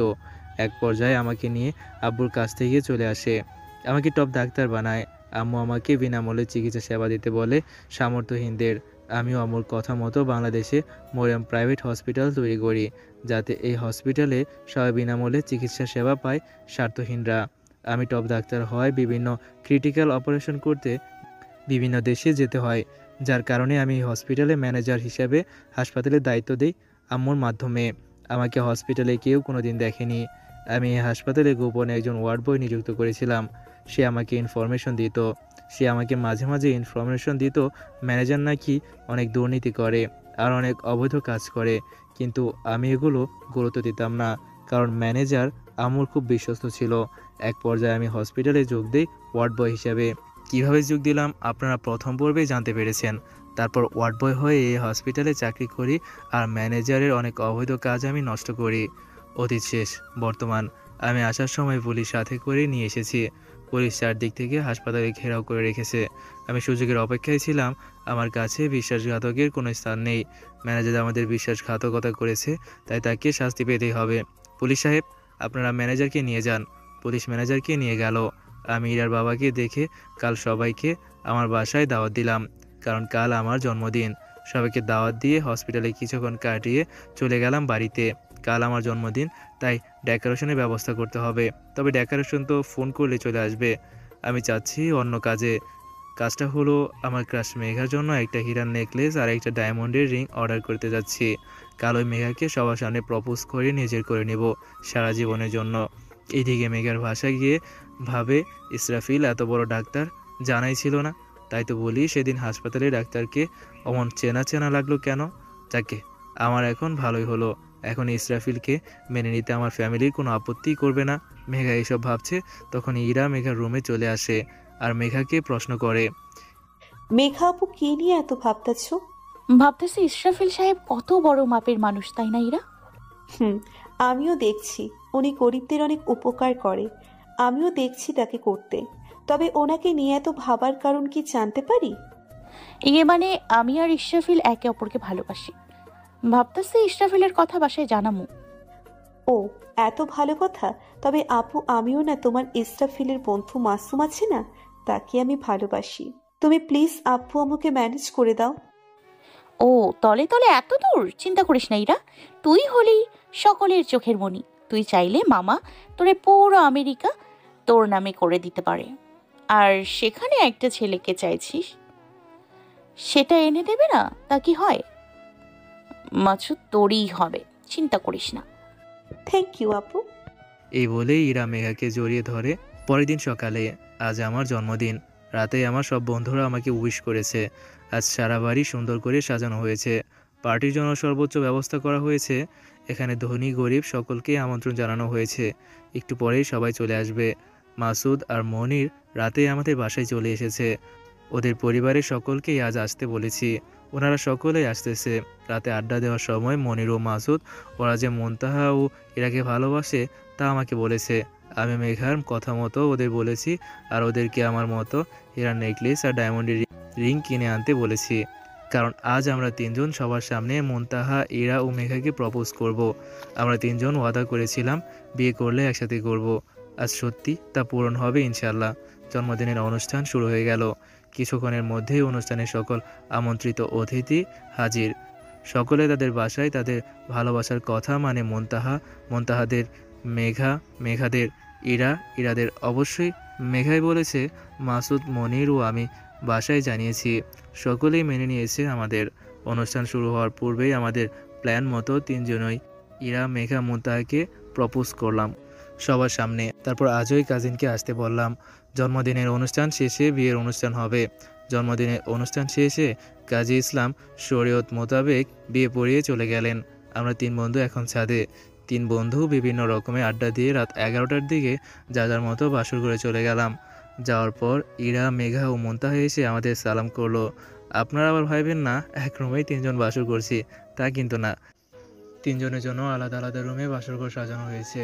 আমি মেঘাকে তুলে বললাম, তোমার স্থান পায় না আমার বউকে। আজ আমরা তিন বন্ধু ওয়াদা করেছি তিনজনে 11টি করে বাংলাদেশের টি-20 খেলোয়াড়, ওয়ানডে খেলোয়াড় আর টেস্ট খেলোয়াড় বানাবো। চলো, তার আগে 2 রাকাত নফল নামাজ পড়ে নিই। তারপর 2 রাকাত নফল নামাজ পড়ে মেঘাকে নিয়ে খাটে শুয়ে দিলাম। তারপর মেঘাকে একটা কিস করলাম। তারপর আস্তে আস্তে শুরু করলাম 11 জন খেলোয়াড় আনার মিশন। 5 বছর পর আজ আমরা 3 সন্তানের বাবা। আচ্ছা আহাদ, আপনাদের মনে আছে সেই পিছিয়ে আদের কথা? ডাক্তারি পাশ করে বড় ডাক্তার হয়েছে। আজ আহাদকে আমার হাসপাতালে দায়িত্ব দিলাম। আমি আহাদকে ডাক্তারি পড়িয়েছি, এখন সে একজন বড় ডাক্তার। আমি আহাদকে দায়িত্ব দিয়ে বাসায় চলে আসছি। বাসায় আসার পর আমার 3 সন্তান আমাকে পাপ্পি বলে জড়িয়ে ধরলো। আমি ওদের জন্য চকলেট নিয়ে আসছি। ওদের চকলেট দিয়ে ওদের দাদি মানে আমার আম্মুর কাছে পাঠিয়ে দিয়েছি। ওরা আমার আম্মুর কাছেই থাকে। রাতে মেঘা রুমে আসার সাথে সাথে মেঘাকে কুলে নিয়ে খাটে ফেলে দেই। তারপর শুরু করে দেই বাকি 8 খেলোয়াড় আনার মিশন। 3 জন আনতে 5 বছর লেগেছে, বাকি 8 জন আনতে যে কত বছর লাগবে তা সবাই কমেন্ট করে জানিয়ে দিন।